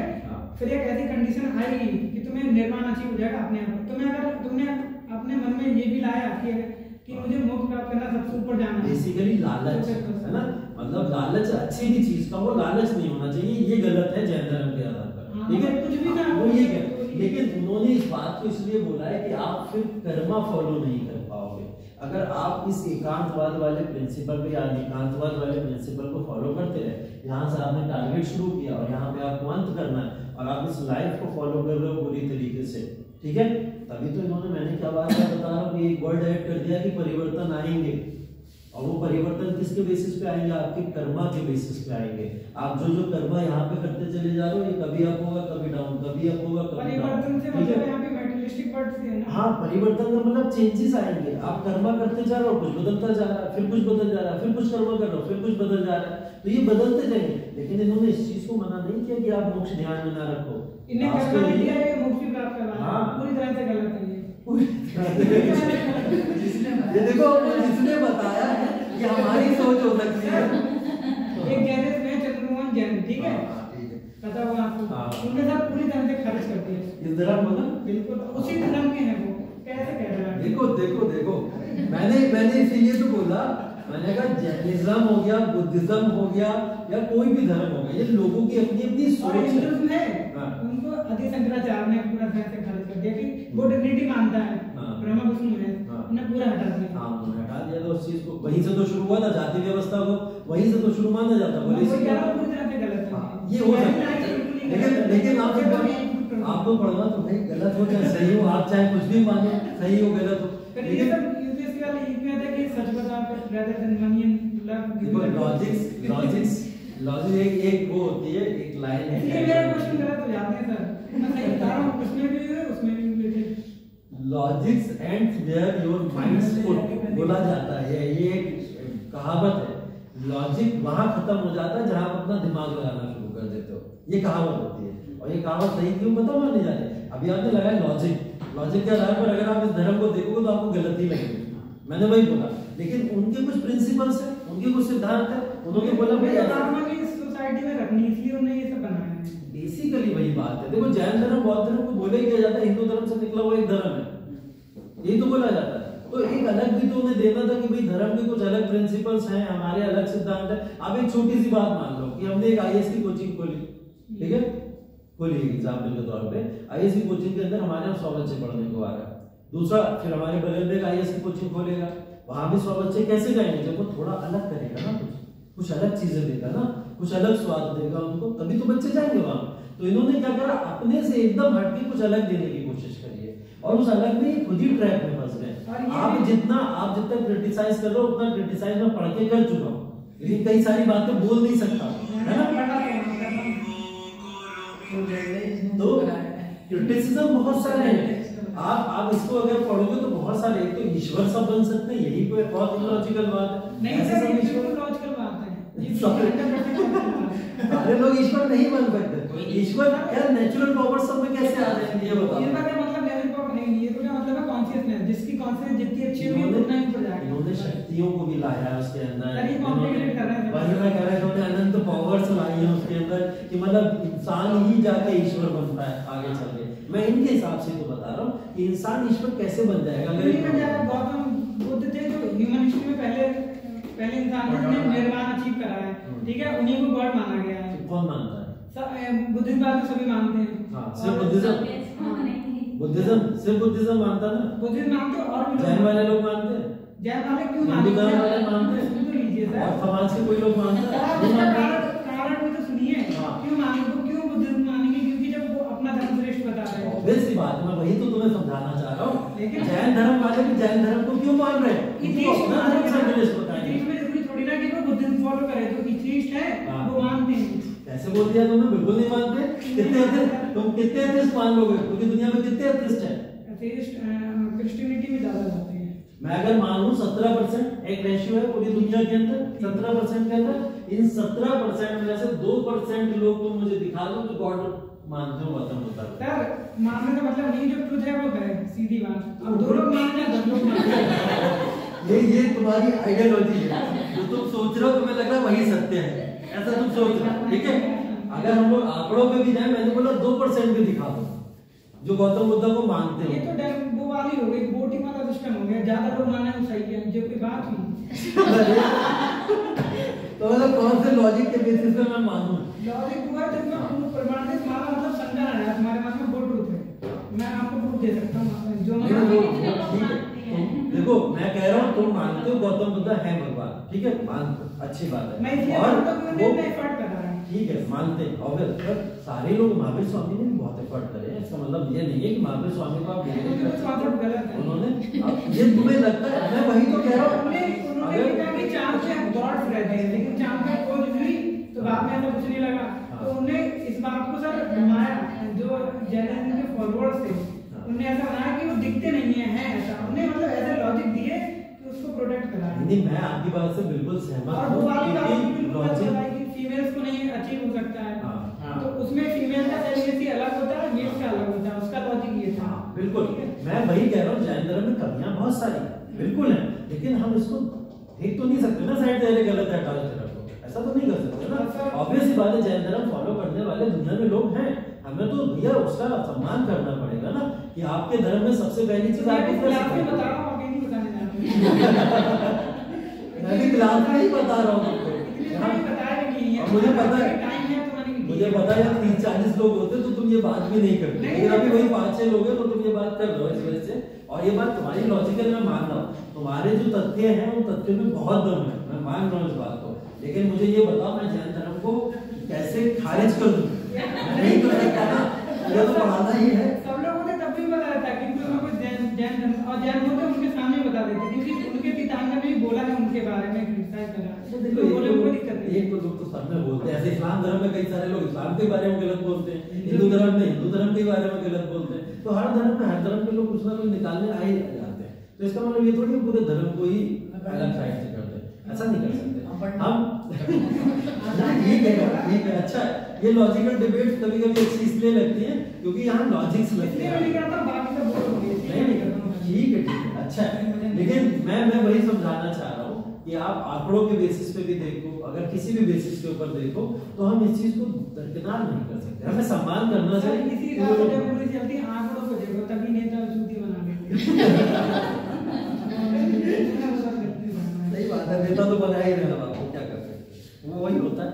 लोगों ने देखो, मैंने वही बोला कि सबने अपनी अपनी रोटियां सेकी हैं, जिसको जहां मौका मिल गया उसने वो कार्य करना शुरू कर दिया। एक क्वेश्चन आप बताइए फिर मेरा। हाँ, जो डेमोक्रेसी है उसको मैं आइडियल डेमोक्रेसी नहीं मानता हूँ, क्योंकि जनता है, नेता को चुनती है वोट देके, ठीक है, थोड़ी देर बाद वो बेकार हो जाता है, इंसानी प्रवृत्ति, ठीक है, अब उसे वो हटा नहीं सकता है, तो ये कैसी डेमोक्रेसी, जिसको चूज कर रहे हैं उसको हटा नहीं सकते हैं। बिल्कुल, डेमोक्रेसी कुछ है ही नहीं, डेमोक्रेसी लोकतंत्र जैसी कोई चीज, तभी मैंने उसको स्यूडो डेमोक्रेसी बोला है। एग्जैक्टली, डेमोक्रेसी सिर्फ और सिर्फ कह सकते हो आप एक कल्पना है कि हमने एक नाम दे दिया किसी काल्पनिक चीज का, ये डेमोक्रेसी जिसको हम फॉलो कर रहे हैं, एक्चुअल वो डेमोक्रेसी है ही। डेमोक्रेसी तो तब होती जब आप ये कहते कि हमने नेता चुन लिया, हमसे कोई गलती आप फिर से करवाओगे का पूरी तरीके से, क्या होता था पहले, वो क्या करते थे, काउंटिंग करवाते थे, जो वोट पड़वाते थे ना जनता के द्वारा, जनसंग्रह बोलते, क्या बोलते, जन्म संग्रह, जन्म संग्रह है ना, जन्म संग्रह जो होता है, जन्म संग्रह करो, हमें नेता पसंद नहीं है, हमने फिर से डाला, हटा देगा। स्वीडन में हुआ, स्वीडन में ये होता है, स्वीडन के लिए बोला जाता है, और स्वीडन को बाद में लोग बोलते हैं वो तो है ही।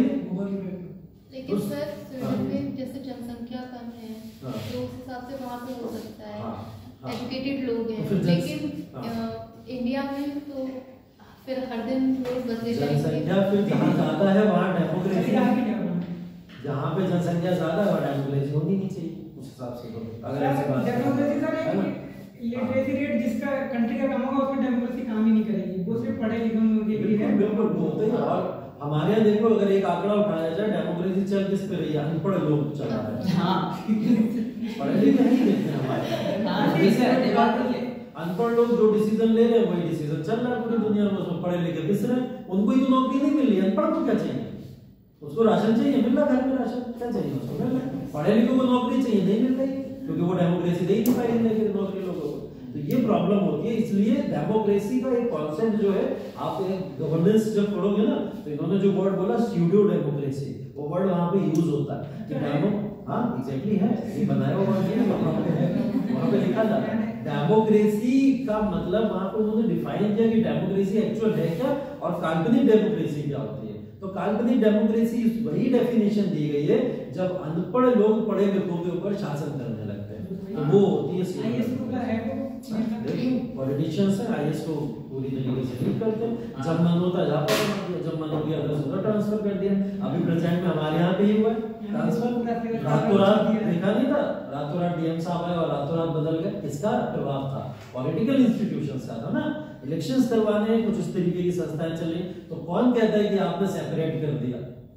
तो डेमोक्रेसी ऐसे थोड़ी चलती है डेमोक्रेसी। और ये मैं सिर्फ अभी की बात नहीं कर रहा, ये हमेशा से होता है, भारत का इतिहास ही यही है कि जैसे पॉलिटिकल लीडर्स चाहते हैं वैसे उंगलियों पर नचाते हैं अपने ऑफिसर्स को अपने आगे। अभी कुछ समय पहले की बात है, परसों की बात है, हमारे यहाँ के नगर मजिस्ट्रेट है, उनका कुछ डिस्प्यूट हो गया विधायक जी के साथ में, ठीक है। विधायक जी ने बोला चलो निकलो यहाँ से, रातों रात उनको निकाल दिया गया, नए नगर मजिस्ट्रेट आ गए अभी रात में आ गए।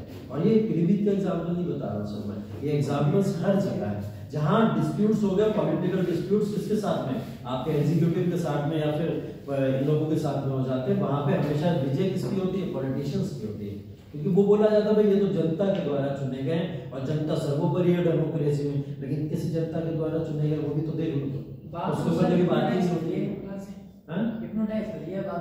हाँ कुछ भी कह सकते हो आप। देखो आप एक पढ़े लिखे इंसान हो, आपको पता है रोजगार क्या है, आपको पता है भूखमरी क्या होती है, आपको पता है क्योंकि आपने ये सब चीजें पढ़ी है, आपको डेटा पता होता है, डेटा एनालिसिस पता होता है। हम लोग देखते हैं ना ग्लोबल हंगर इंडेक्स में इंडिया 130-140 में पहुंच जाता है, 139, ठीक है, हाँ 139 की रेंज। हम लोग देखते हैं कि पॉवर्टी इंडेक्स में इंडिया कहां पहुंच जाता है, किस तरीके से। तो इसके ऊपर क्या अनपढ़ कभी बात करेगा?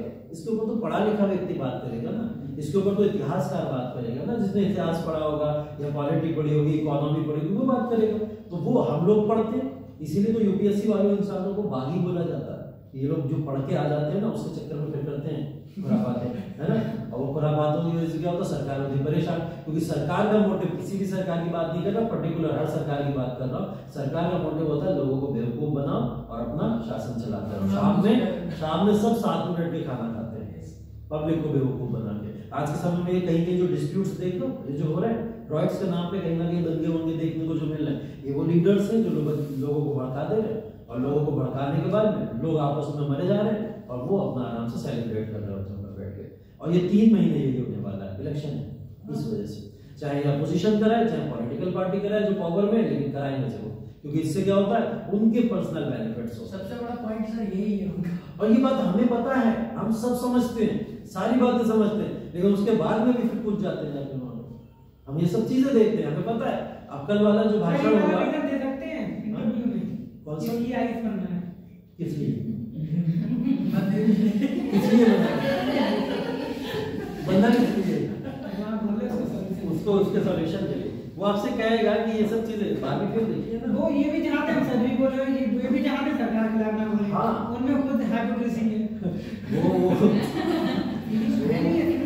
तुम्हें आईएएस नहीं बनना चाहिए मेरे हिसाब से, तुम्हें एक अच्छा राजनेता बनना चाहिए, तुम्हारे अंदर जो गट्स है ना वो राजनेता वाला। और मैं एक बात आज सत्य बताऊं, एक ही दिन में बोल दिया नहीं एक बात सत्य पता क्या है, सत्य बात ये है कि एक आईएएस ऑफिसर कभी समाज को परिवर्तित नहीं कर सकता, कभी नहीं। वो सिर्फ अपनी पावर लेके एक जगह बैठा रहेगा कि अरे मैं शक्तिशाली हूँ। नेता जितनी शक्ति मिला तो कर दूंगा, नेता अगर बन गया एक जगह के, अगर आप, मैं बता रहा हूँ कुछ भी नहीं तो अगर आप एक जगह के पार्षद भी बन गए ना अपने इलाके के, तो आप उस इलाके को बदल दोगे, कहीं दूर नहीं जाओगे, बदल दोगे अगर आप चाहो। इसलिए वो नहीं मानते, मुझे पता है ना, फिल्टर नहीं है बातों में, है ना, फिल्टर करके बातों पूरी तरीके से बोलता है इंसान, वो मान लिया जाता है। तो जो सत्य और स्पष्ट बोलता है ना उसकी बातों को बोल सकता हूं, लेकिन मुझे वो ठीक नहीं लगता भाई, तभी मैं कह रहा हूँ तुम्हें जानना चाहिए और अच्छी पॉलिटिकल पार्टी ज्वाइन करो, और उसके बाद में जो विचारधारा, वो जो विचारधारा लग रही है उस विचारधारा को सामना, जरूरी नहीं है पॉलिटिकल पार्टी ज्वाइन करो, अपना निर्दयी होकर अपनी बातों को लोगों तक सामने रखो। और ये अगर विचारधारा लोगों तक पहुंच गई ना तो लोगों को सच में पता चलेगा कि अभी तक वो बेवकूफ बनाए जा रहे थे पूरी सोसाइटी के अंदर, यार ये बंदा सही आया, इसने आगे कुछ सही बताया, ठीक है, ट्राई करके देख लो, हमने किया ट्राई आज पढ़ा है। सर भारत में लिखा कुछ और होता है, काम कुछ और होता है। हाँ देखो वो तो तंत्र का हिस्सा है। अब तंत्र में देखो 12वीं फेल अभी मैंने एग्जाम्पल बताया, उसके अंदर उसने यही पूछा, उसने कहा करप्शन है बहुत है सोसाइटी के अंदर, मेरा मानना खत्म कर लोगे क्या सर? अगर जिनको भी पैसा कमाना है, ठीक है, नेता जितने लोग हैं तो तुम इंडस्ट्रियलिस्ट बनो, इंडस्ट्रियलिस्ट बनो, ठीक है, ठीक है। अगर तुम्हें सेवा करनी तो तुम नेता बनो, तुम्हें कोई दिक्कत नहीं, अडानी है वो इंडस्ट्रियलिस्ट है, ठीक है, तुम्हें करना है तो तुम वो बनो, तुम फिर डेमो उसमें बताओ, पैसा ही तो कमाना, थोड़ा सिंपल है, पैसा कमाना है, वैसे भी कमाया जा सकता है।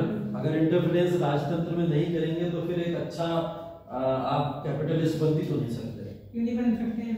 बन जाएंगे। अंबानी है, अंबानी की बात बताऊं अगर आपको, अंबानी ने अपनी रातों रात इतनी चमक क्यों पैदा कर ली? सर एक बुक है उस पे बैन है, ठीक है, उसका मैं राइटर भूल गया नाम, उसकी बात करेंगे। हां मैं वही बता, बैन है बुक। हां तो मैं बैन बुक का नाम भी नहीं लूंगा। मैं ये बता रहा हूँ कि रातों रात वो चमक कैसे हुई, क्योंकि उन्होंने डेमोक्रेसी में इंटरफेयर किया। क्यों? क्योंकि राजनेताओं के साथ जाके हाथ मिलाए। जिन लोगों के साथ अडानी अंबानी को उठना बैठना होता है ना, वो लोग वैसे ही डिसीजन अगले दिन अखबारों में ले लेते हैं, ठीक है, तब जाके उनकी वो जो है पूरी की पूरी उनको पैसे से चुनाव में कर रहा हूँ, ये उनको ठीक है, वही हो रहा है पूरी तरीके से। तो ये दोनों तो एक दूसरे को पहले हाथ पैर पकड़ के चल ही रहे, आप कैसे रोक पाओगे? ठीक है, इसीलिए पता है जब आपको इसमें जो एक सिद्धांत दिया गया ना, वो मुझे बहुत अच्छा लग रहा है अभी के हिसाब से, अच्छा लग रहा है जो स्थायी रहने की बात की है इन्होंने, अनेकांतवाद वाली जो बात की है, स्थायी रहो, बहुत उथल-पुथल आती रहेगी, अपना एक टारगेट अचीव कर लो, अचीव करने के बाद फिर जो करना है करो, क्रांतिकारी बन जाओ, जो करना करो। मैं एक जगह पर कन्हैया को बहुत सपोर्ट करता था, ठीक है, कन्हैया सुना है सबने, जेएनयू का वो जो निकल के आया था एक एलिमेंट, और उसने आगे क्या क्रांति लाई थी उस समय स्टूडेंट यूनियन के बीच में। कन्हैया मुझे उस समय इतना अच्छा इसलिए लगता था, एक तो जेएनयू का प्रोडक्ट है, ठीक है, और जेएनयू में जो बंदा घुस जाता है उसका दिमाग खुल जाता है, दिमाग खुलने का मतलब उसको सही गलत बहुत साफ दिख रहा होता है, ये है, ये सही है, ये गलत है, ये सही है, ये गलत है। ऐसी यूनिवर्सिटी में हम लोग रहे और हम लोग ने देखा सही गलत सब दिखता होता है, लेकिन कहीं कहीं पे हमें मुंह पे हाथ रखना पड़ जाता है, वो प्रॉब्लम आ जाती है ना। तो उस बंदे ने आगे स्पष्ट तौर पर मीडिया के सामने सब बोला कि मुझे क्या गलत लगता है, क्या सही लगता है, क्या बुरा है, क्या अच्छा है, सब कुछ उसने बोला, सारी चीजें उसने बोली। बाद में जाकर उसने पॉलिटिकल इंस्टीट्यूशन ऐड कर लिया, वहीं से वो मेरे थोड़ा अलग चला गया, वहां वाला सीन है। क्योंकि जब तक आप एक इंडिविजुअल हो और आपकी बात में दम है तो आप अपनी बात इंडिविजुअल तौर पर समाज के सामने रखते रहिए। समाज बदले ना बदले वो अलग बात है, लेकिन आप सच तो बोल रहे हो और लोगों के सामने बात तो रख रहे हो। अब उसने जैसे ही पॉलिटिकल इंस्टीट्यूशन किसी को ऐड किया, अब वो जो करेगा, वो जो कहेंगे राहुल गांधी वही करेगा जो कहेंगे, ठीक है। ऐसे भाजपा के अंदर बहुत बड़े बड़े लोग चले है ना, वो भी शशि थरूर की क्या मजबूरी हो कांग्रेस में? कौन? शशि थरूर क्या मजबूरी है? शशि थरूर की देखो मजबूरी तो नहीं है, लेकिन वो बंदा लॉयल है। अगर आप उसको देखोगे ना, वो शुरू से कांग्रेस का एक तत्व है और उसको कभी नहीं लगा कि मुझे कांग्रेस छोड़ना चाहिए, है ना।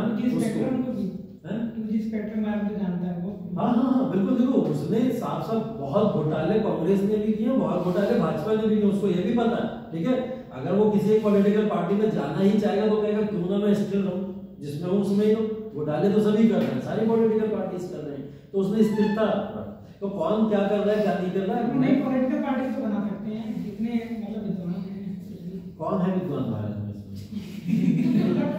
मुझे नहीं लग रहा कोई विद्वान है ऐसा भारत में जो इतनी बड़ी कोई ऐसा रिवॉल्यूशन ले आए, मुझे नहीं लग रहा कोई है। सब जनता पढ़ी लिखी होती तो मजा आता। ऑब्वियस सी बात है भाई, जनता ही तो नहीं पढ़ी लिखी, जनता ही नहीं सही बातों को बात नहीं। इंसान की गलती नहीं है, मैं वही तो कह रहा हूं, उस इंसान की तो गलती नहीं है। वही कह रहा हूं ना, इंसान पढ़ा लिखा सामने क्यों नहीं आ रहा है, क्यों नहीं बोल रहा है आगे, ऐसी मुहिम क्यों नहीं ले रहा। अगर राहुल गांधी एक पर्टिकुलर ऑर्गेनाइजेशन की बात कर रहे हैं और बात कर रहे हैं ना, इंडिया एक इस तरीके का ऑर्गेनाइजेशन बनाना है हमें जिसमें सारी विपरीत की पॉलिटिकल पार्टीज सब साथ में आ जाए। सुब्रमण्यम स्वामी कह रहे हैं उनको हार्वर्ड से भगा दिया राहुल गांधी को, उन्हें तो बिल्कुल लाइव पे बयान किया। आगे वो तो बहुत कुछ बोलते हैं, सुब्रमण्यम स्वामी तो भाजपा के खिलाफ बोलते रहते हैं बहुत बार उसी, और कई जगह पे आप देखोगे वो ऐसी ऐसी चीजें बोल जाते हैं कि मतलब हो सकता है कि उनको गोली मार के चला जाएगा, लेकिन वो बंदा बोल देता है। हाँ इसीलिए तो वो बंदा बोल देता। मैं यही बता रहा हूँ कि अगर उन्होंने इंडिया ऑर्गेनाइजेशन बनाया था और सारे विपक्ष को एक साथ लाने की कोशिश कर रहे थे, तो वहां पे अपनी थोड़ी बहुत चीजों को वो न्यूट्रल रख सकते थे। अब आप भी नाराज होकर चली गई, ठीक है, बंगाल में ममता बनर्जी भी नाराज होकर चली गई, यूपी में भी खटास चली रही है सपा के साथ में, और तमाम आप फिर कैसे विपक्ष बना रहे हो जहां आपसे कोई तैयारी नहीं है आपके साथ में खड़े होने की, तो विपक्ष कैसा, वो विपक्ष ही नहीं हो सकता। इंदिरा गांधी को हराने के लिए जनता दल ने एक ऑर्गेनाइजेशन बनाया था, आप लोगों को पता होगी ये बात। इंदिरा गांधी वो गवर्नमेंट बन गई थी कि जिसको हटाना इम्पॉसिबल हो गया था, वो हालत हो गई थी और वो धीरे धीरे डिक्टेटरशिप लाने की तैयारी में थी, वो हालत हो चुकी थी। तो आई सारी विपक्षी पार्टी एक साथ, उन्हें लगा कि हमारा देश खतरे में और इस समय हमको तुरंत चेंज करने की जरूरत है, सब साथ में इंदिरा गांधी हरा दी। ऐसे लीडर को हराया जा सकता है उस समय। और इंदिरा गांधी पूरे विश्व के इतिहास में, विश्व में बात कर रहा हूँ, विश्व में एकमात्र लेडी नेता ऐसी है कि जो इतनी ज्यादा प्रभावित रही, जिसको आज भी कई सूचियों में नंबर 1 पे रखा जाता है आज पूरे विश्व में। वो वैसी लीडर थी, उसको हरा दिया लोगों ने मिलकर, ठीक है। तो एक आइडियोलॉजी जो भारत के अंदर अभी चल रही है, जिस तरीके की बातें हो रही हैं, लोगों को लग रहा है कि भाजपा कुछ गलत कर रही है तो विपक्ष साथ में आके ऐसे कार्य कर सकता था। और विपक्ष में अगर मैं से भाजपा की नहीं या किसी भी संस्था की अगर बात करो, अगर सरकार मिलीजुली बनती है, जहां पे भी कोएलिशन की गवर्नमेंट बनती है, वहां डेमोक्रेसी सही से कार्य करती है। उसका कारण होता है कभी भी जिसको आपने पूर्ण बहुमत दे दिया, कभी भी दे दिया, वो सरकार डिक्टेटरशिप करने ही लगेगी, कहीं पे भी हो जाए। अब वो अपने डिसीजन ऐसे लेगी, उसके बाद किसी को कोई फर्क पड़े वो डिसीजन नहीं पलटती है। सर ज्यादातर सरकारों का काम होता है हाथ की बोर्ड की चश्मा देना। हाँ और क्या, वही बात है। तो वो ये लोग क्या करते हैं बेसिकली, अब कोई भी पूर्ण सरकार आएगी, चाहे वो किसी भी आप क्षेत्र में देख लो, अभी बिहार के अंदर देखा आपने जिस तरीके से पॉलिटिकल उथल-पुथल होती है, सिर्फ ये बिहार के अंदर देख लो, इस तरीके के सीन आ सकते हैं। लेकिन कोएलिशन जहाँ पे बनता है, कोएलिशन की गवर्नमेंट जहाँ पे बनती है, वहाँ पे दल जो होते हैं किसी भी तरीके के, वो निर्भर होते हैं एक दूसरे के ऊपर पहली चीज, और फिर जनता के ऊपर भी निर्भर होते हैं। वो कार्य ऐसे करने की कोशिश करेंगे कि जिससे किसी भी कम्युनिटी के ऊपर या किसी के भी ऊपर किसी भी तरीके का इम्पैक्ट ना पड़े। तो ऐसे दल बनाना बहुत जरूरी चीज होती है। या तो डेमोक्रेसी का मतलब है हर 5 साल में सरकार बदलते रहो, हर 5 साल में। यूपी के अंदर ये होता था पहले, लगातार 5 साल में सरकारें बदलती रहती थी, यूपी में कभी स्थिर ही नहीं रहा, है ना, और ऐसा होता था हमेशा। लेकिन हर 5 साल में अगर आप सरकारें बदलते रहोगे, भाजपा है, कांग्रेस है, कभी कोई पार्टी आ जाए, कभी कोई पार्टी आ जाए, तो वहां पे डेमोक्रेसी थोड़ी बहुत न्यूट्रल रह सकती है, क्योंकि वो जनता के दिमाग को समझ जाते हैं। वो समझ जाते हैं ये तो पढ़े लिखे लोग हैं, ये हर बार बदल देते, मतलब हमें काम करना पड़ेगा तभी हम रुक पाएंगे। ठीक है, आपको देखा था आपने दिल्ली के अंदर आप पार्टी जब बनी पहली बार, तो पहली बार बनने के बाद में उसके अंदर इतना डर था कि अगली बार शायद मैं ना भाजपा आ जाएगी या कांग्रेस आ जाएगी, यहाँ पे इतना डर। उसने इतना काम किया वहां पे, इतना काम किया कि अगली बार पूर्ण बहुमत मिल गया। डर ही तो था कि हम बदल जाएंगे, तो कार्य क्या उसने, अब जिसको डर ही नहीं है मैं बदल जाऊंगा, वो क्यों काम करेगा? आप पे नहीं करेगा ना। तो जनता को एक डर बना के रखना चाहिए सरकार के लिए हमेशा, क्योंकि पावर हमारे हाथ में है और वो हम ही को लीड कर रहे हैं, हमारे ऊपर हावी है पूरी तरीके से। रीजन ये भी है ना, कोई सक्षम कामना रह नहीं गया है जो उनके खिलाफ आवाज उठा सके, जो भी तो वही तो लीडर्स आने हैं, नहीं तो मीठी बातें कर रहे हैं।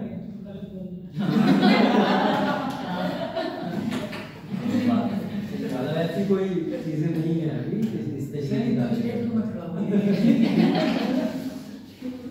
सदी को खड़ा करेंगे किसी ना किसी स्टेज पे।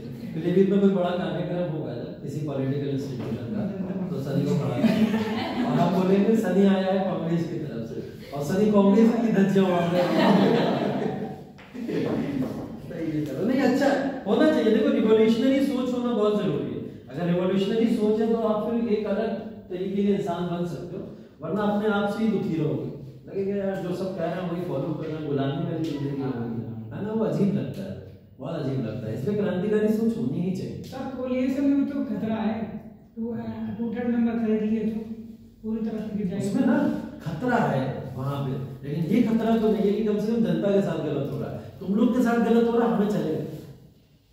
मैं ये कहना चाह रहा हूँ पॉलिटिशियंस नहीं साहब, दो सब मिलके तो जनता को उसने एक ही तो सोर्स बनता है उनका, पैरासाइट है वो लोग, एक ही सोर्स तो बनता है जनता, नेता को थोड़ा चुन लेंगे। तो अगर टू थर्ड मेंबर खरीदे, उन पे एंटी डिफेक्शन लॉ भी नहीं लगाना है, ठीक है, फिर भी तो सरकार गिरा के दूसरी तरफ फिर भी तो एक बड़ा पैरासाइट आ जाएगा। मैं यही तो कह रहा हूँ, ये तो आप जैसे बिहार का एग्जांपल दे रहे हो ना, तो वो नेता जो है फिर से भी तो बिक सकते हैं, अगर एक बार बिक गए तो फिर से बिक सकते हैं। मैं वही कह रहा हूँ, वो फिर से बिक सकते हैं। डेमोक्रेसी है ही नहीं, मैं उसको बात ही नहीं कर रहा, डेमोक्रेसी है ही नहीं। डेमोक्रेसी कोई कितना झंडा लेके चिल्लाता रहे डेमोक्रेसी डेमोक्रेसी, रियल है ही नहीं डेमोक्रेसी। ये बात अम्बेडकर अपनी बातों में बहुत छुपे तौर पर बोल के चले गए, उस बात के ऊपर ज्यादा लोगों ने ध्यान जरूर नहीं दिया, लेकिन बहुत क्लियर बोल के चले गए। उन्होंने क्या बोला था कि डेमोक्रेसी या संविधान बन जरूर गया और हमारे यहाँ डेमोक्रेसी आ जरूर गई, लेकिन क्या ये एक्चुअली में कार्य करेगी? नहीं करेगी। साफ बोल के गया होती ही नहीं है एक्चुअल में। अमेरिका, मैंने कहा डेमोक्रेसी ऐसी होती है जो अमेरिका दे रहा है, देख के दिखाओ ऐसी डेमोक्रेसी। डेमोक्रेसी तो स्वतंत्रता है, सिंपल सी बात है। Democracy is equal to freedom, freedom देख के दिखाओ, इंसान जो चाहे वो करना चाहे वो करे, जो चाहे वो करे, है ना। अमेरिका बोलता है तो क्या वहां पे प्रशासन नहीं कार्य करता है? क्या जो चाहे वो करने में क्या बहुत सारे क्राइम होते हैं? क्या वहां पे कुछ भी तो नहीं होता। वहां तो उन्होंने बोल दिया हमारे यहाँ की जनता जो चाहे वो करेगी, हम तो नहीं करने, तो इतनी फ्रीडम दो अगर देना ही है आपको, लेकिन फ्रीडम के बेसिस पे आप कुछ देना भी नहीं चाहते और फिर आप कहते हो डेमोक्रेसी भी देगा, तो ये कैसी डेमोक्रेसी? दो लाभ है, खुला दो लाभ।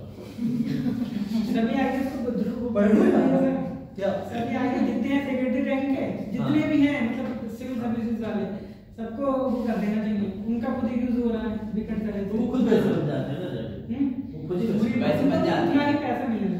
वही तो कहते हैं हम भी उन्हीं में आना, क्या दिक्कत है? आप एक आईएएस ऑफिसर अभी जब मैंने बनोगे ना 2-3 साल, कितने बेहतरीन आईएएस बनोगे आप कि आपका एग्जाम्पल पूरी दुनिया में सेट हो जाएगा कि यार कितना अच्छा कार्य करता है, कितना बेहतरीन आईएएस ऑफिसर आईपीएस है।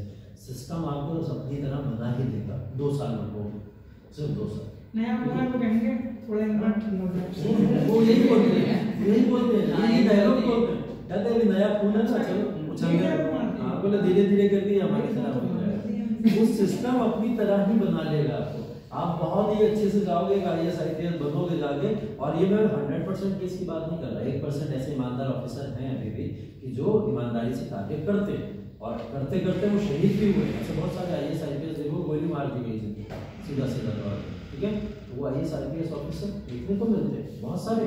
लेकिन अभी भी 99% लोग उसी चीजों में जाके इन्वॉल्व हो जाते हैं। उन्हें लगता है यार ये तो सिस्टम का हिस्सा है, क्या करा जा सकता है, चलते ही ऐसे।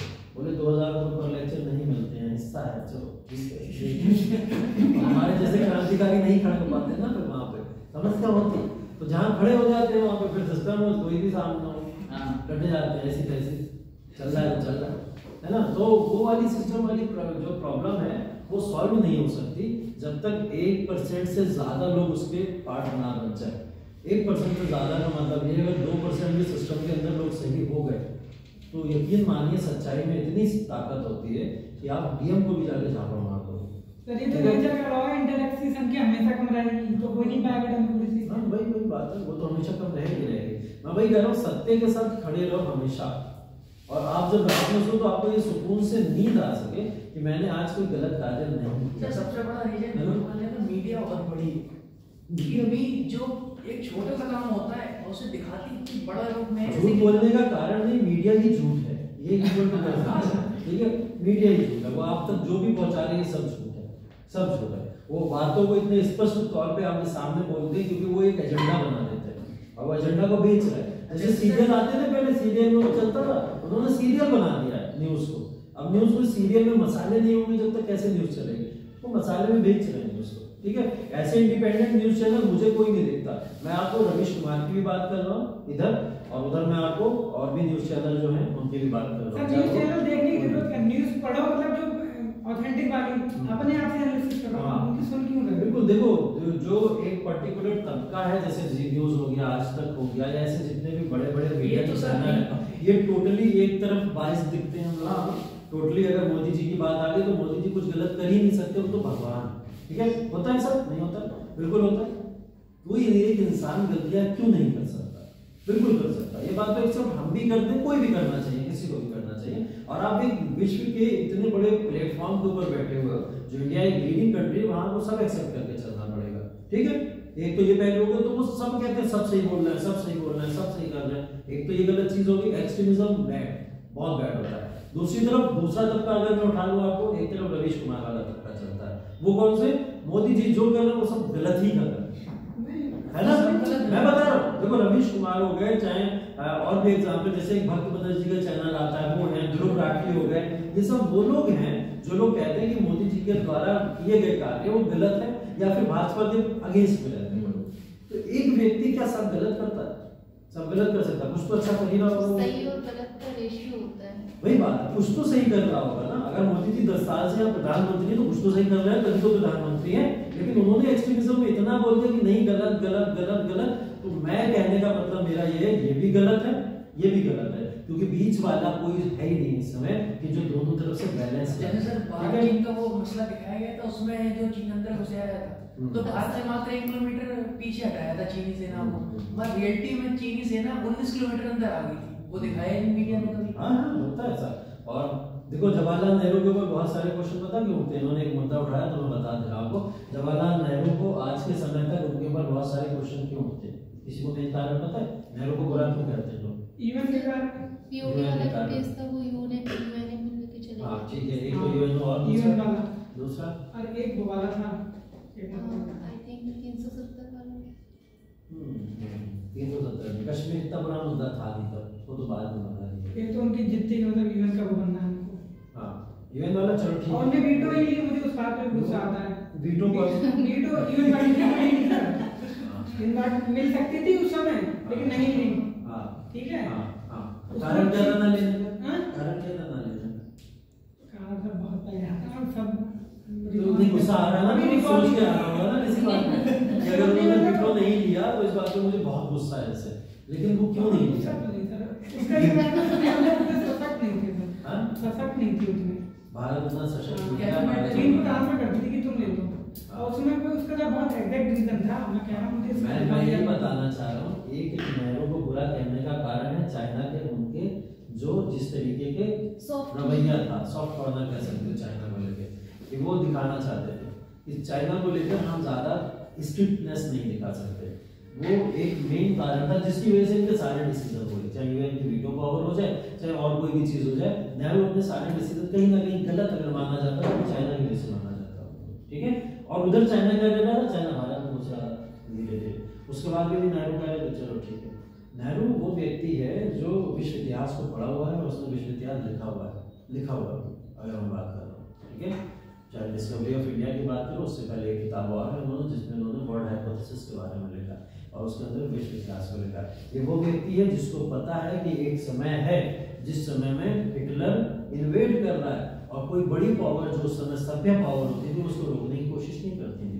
वो क्या करती थी, वो शांत होकर एक तरफ बैठ के सिर्फ और सिर्फ समझाने की कोशिश करती थी। तो नेहरू अपना कैरेक्टर वैसा बनाना चाहता था, नेहरू बनना चाहता था। तो इंग्लैंड ने क्या रोक लिया हिटलर को? अगर उन्होंने कुछ प्रतिक्रिया नहीं की तो क्या रोक लिया हिटलर को? नहीं रोकना है ना। नहीं, मैं वही बता रहा हूं।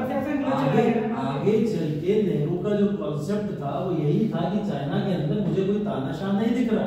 जब वहां पे लोगों ने तानाशाह को नहीं रोका और वो इन्वेड करते चले गए, वो गलती हो गई उन लोगों से, ठीक है। हाँ, फिर तो उन्हें इंग्लैंड की गलती रिपीट करी ना यहाँ पे। नहीं, मैं ये नहीं कह रहा हूँ, सुनो मेरी बात। वहां दिख रहा तानाशाह है, यहाँ चाइना में तानाशाह तो नहीं दिख रहा ना कोई। तो इन्होंने बोला अगर मैं इसको थोड़ी सॉफ्टनेस अगर अभी दे दूंगा तो मैं बाद में चाइना को समझा के इस बात पर चर्चा कर सकता हूँ और चाइना से हम लोग आराम से निपट सकते हैं। क्या वॉर नहीं हुआ फिर उसके बाद? अपने आप हुआ ना 61 में, फिर चाइना के साथ में हुआ ना वॉर। कहाँ थे नेहरू? मैं कह तो रहा हूँ अपने आप को वो मानते थे क्या, मतलब मर नहीं सकते। नेहरू को देखो बहुत देख लेंगे, आगे देख जिंदा रहोगे तभी तो देखोगे। हाँ, मैं वही कह रहा हूँ, नेहरू को मैं पूरी तरीके से सही नहीं ठहरा रहा, लेकिन नेहरू की जो लोग गलतियां बताते हैं, गलती क्या थी, वो चाइना को लेकर सॉफ्ट कॉर्नर एक गलती बातें बताई जाती है। चाइना एंटर करना, कितना चाइना एंटर कर गया था? मैक्सिमम अगर मैं बात करूं तो 500 स्क्वायर, मैक्सिमम बात करूं आज के समय में चाइना 4096 स्क्वायर किलोमीटर से ज्यादा पहुंच गया। Yes sir. मोदी जी गलत नहीं? अगर हम नेहरू को इतना गलत और गालियां देते रहते हैं सिर्फ इस बेसिस पे, तो क्या आज मोदी जी गलत नहीं? इनने तो बताया भी कि इतना घुस गया, मोदी जी तो कहते ही नहीं घुसा। और नहीं, ऐसे कैसे घुस गया? हम तो नहीं मानते घुसा। सर सबसे बड़ा रीजन कोई सच बोल घुसा हुआ है तो कहते हैं पाकिस्तानी भाषा बोल सर, रहे हैं, देशद्रोही है वो। कोई झील है वहां तक पहुंच गया है। घुसा हुआ है, मैं बता रहा हूँ 4096 ऑफिशियल डेटा है, ये घुसा हुआ है, अंदर है। तो मैं वही कह रहा हूँ कि ये जो हिपोक्रेसी होती है, इस हिपोक्रेसी से भारतीयों को नुकसान होता है। भारतीयों को, इससे किसी सरकार को फायदा प्रॉफिट हो तो एक अलग मुद्दा हो गया, इससे नुकसान हो रहा है।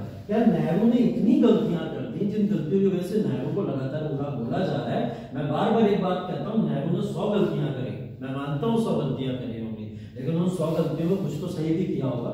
एग्जैक्टली मैं मोदी जी के लिए भी बोल रहा हूँ, मोदी जी ने बहुत सारे सही कार्य किए, लेकिन कोई गलती भी तो की होगी। तो मैं 50-50 का रेशियो नहीं लेना चाह रहे हैं, देश को आगे बढ़ाने की बात कर रहे हैं सर। एग्जैक्टली, तो मैं भी इनने कम करी ज्यादा, मैं भी वही कह रहा हूँ, मैं वही कह रहा हूँ। आप इसको गलत करके या इधर इनको गलत करके, किसी को भी गलत कह के क्या देश का उत्थान कर लोगे? ये हम इंसानों पे एक्सपेरिमेंट नहीं कर रहे कि तुम कम कर रहे हो, तुम ज्यादा कर रहे हो। एग्जैक्टली, उससे हमारा आप इसके ऊपर बात करिए ना, चर्चा करनी है तो आप इसके ऊपर चर्चा करिए ना कि नेहरू ने जो गलतियां करी वो भारत अब ना करे, उस पर कार्य करिए। सबसे बड़ी सर, हम आज कह सकते हैं कि इतिहास में क्या गलतियां हुई हैं, लेकिन जिस समय हो रहा होता है उस समय नहीं समझ में आता। नहीं समझ आता, लेकिन इतना तो समझ ही आ रहा है ना। एग्जैक्टली एक एग्जांपल दे रहा हूं मैं, और 100 एग्जांपल तो अलग है। एक एग्जांपल है कि चलो इतने 500 ही करा था, यहाँ 4096 हो गया, एटलीस्ट मीडिया के सामने बात ही रखो। टाइम तो हो ही गया, 5 मिनट भी नहीं बचे, इतना तो कर दिया ना, कर ही दिया, ठीक है। वो तो फिर ये जरूरी था, नहीं ये फॉर्मल डिस्कशन होता है, जरूरी होता है, चीजें होती हैं कभी कभी ऐसी चीजें। अब ये सब चीजें पता क्या करती हैं, आपका यही नहीं खुलेगा, अगर दिमाग ही नहीं खुलेगा, सोचने की क्षमता ही नहीं सही आएगी आपके अंदर, तो आप फिर एग्जाम के अंदर करोगे क्या बैठ के? वहाँ सोचने के ही तो एग्जाम है, पूरा का पूरा सोच के ही तो आप सारी चीजें कर रहे हो वहाँ पे, तो बिना सोचे आप एग्जाम नहीं सॉल्व कर सकते। मैं इसीलिए तो बोल रहा हूँ बैलेंस करना बहुत जरूरी है। आप, मैं देखता हूँ ना कि एक समाज ऐसा है जो समाज किसी एक चीज के पीछे पड़ गया तो उसे बुरा ही कहता रहेगा, बुरा ही कहता रहेगा। यार कुछ अच्छाइयाँ भी तो हो सकती हैं उसमें, है ना?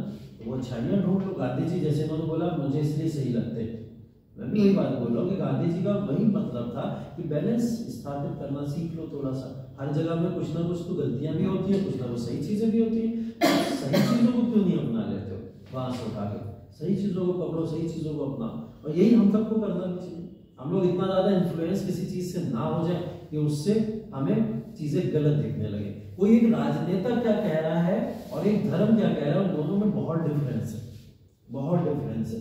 एक तरफ हमारा धर्म कह रहा है दूसरे धर्मों का सम्मान करो, और राजनेता कह रहा है नहीं इनको मार दो। कितना डिफरेंस है, जमीन आसमान का डिफरेंस है। और तो हमने क्या करा, हम मान गए राजनेता की बात। कोई धर्म खराब नहीं होता, उसमें कुछ वो वो होते हैं रेडिकल। हाँ वही तो क्या वही होते हैं, और वो रेडिकल्स ही खराब कर रहे हैं चीजों को, और लोग खराब होते हैं। मुझे नहीं पता था धर्म के बारे में। हां डिग्री नॉलेज डिग्री नहीं है, खाली ऊपर ऊपर का पता है, ऊपर ऊपर यही पता होता ऊपर का भी नहीं पता था। ये पुस्तकें हैं हमारी, ये पता होता बस, उसके अलावा कुछ नहीं पता। बहुत बड़े बड़े लोग न्यूज़ चैनल की डिबेट के ऊपर आए, उनसे सिर्फ इतना पूछ लिया गया जनरल मंगली सुना दो, बहुत बड़े देशभक्त। देखा होगा आप लोगों ने, डिबेट्स बहुत सारी आई हैं, बोले इतने बड़े देशभक्त हो, देशभक्ति के ऊपर डिबेट चली, जनरल मंगली सुना दो, हमारा तो वो नेशनल एंथम है, सुना दो। मेरा मानना जो देशभक्ति जिसको ज्यादा है वो आर्मी ज्वाइन कर ले। सर इस मामले में चाइना का हमारी भी सही है कि धर्म अपने घर में ही रखो। हाँ चाइना, तभी मैंने बोला था या तो चाइना अच्छा हो जाएगा या यूएसए अच्छा हो जाएगा, दोनों अच्छे नहीं हो सकते, दोनों बुरे भी नहीं हो सकते। भारत ने क्या करा, वो चीज को बीच में छोड़ दिया।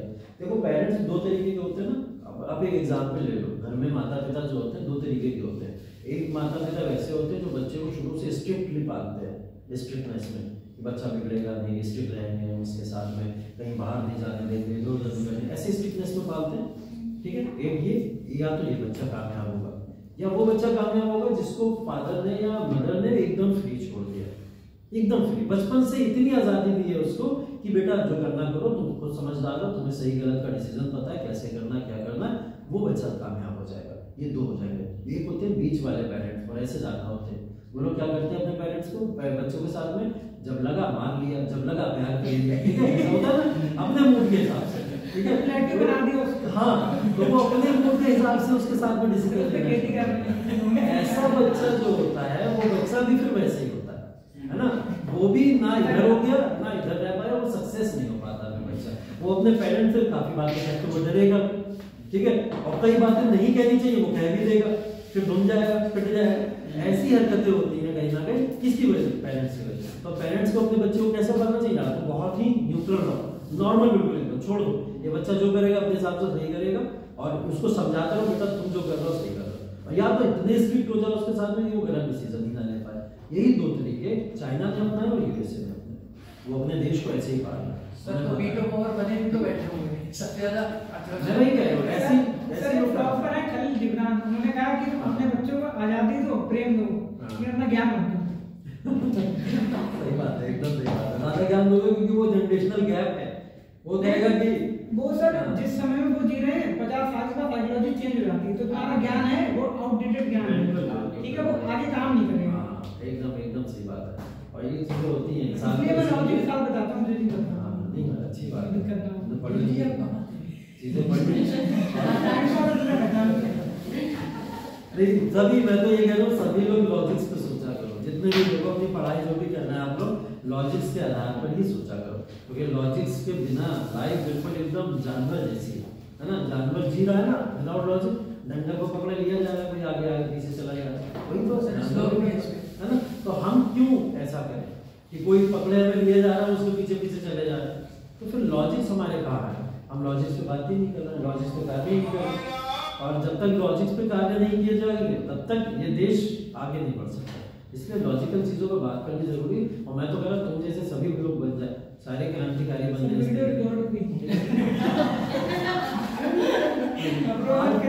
आज का क्लास जाएगा ही कुछ अलग ही लेवल पे, जो डिस्कशन हुआ है जिस तरीके का, ये जरूरी भी था, इस तरीके की चीजें जरूरी है।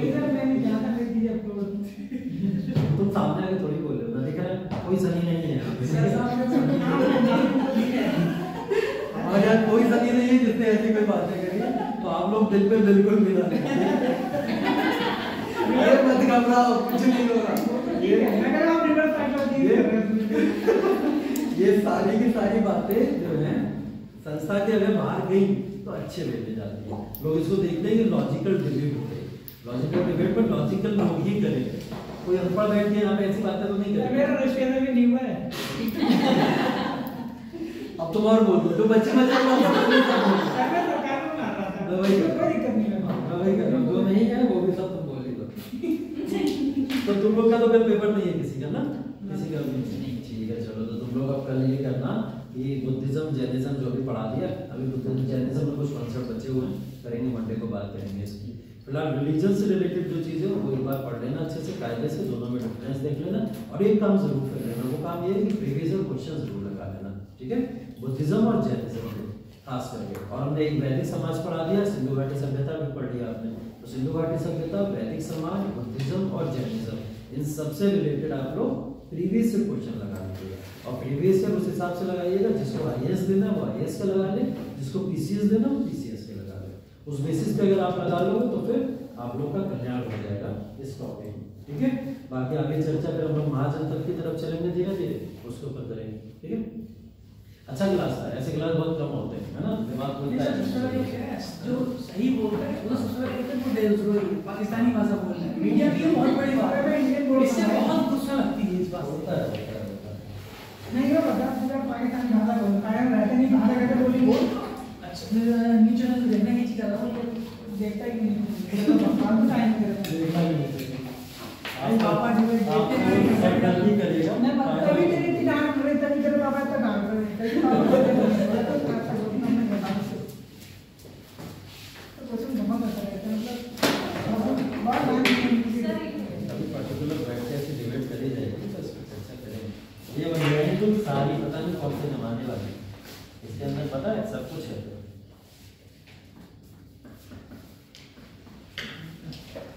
जानवर से लेकर डॉलर रेंज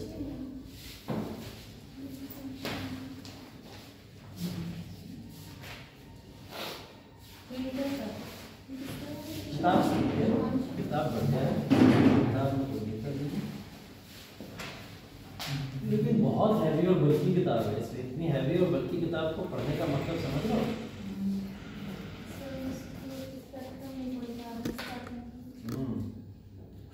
स्टार्टिंग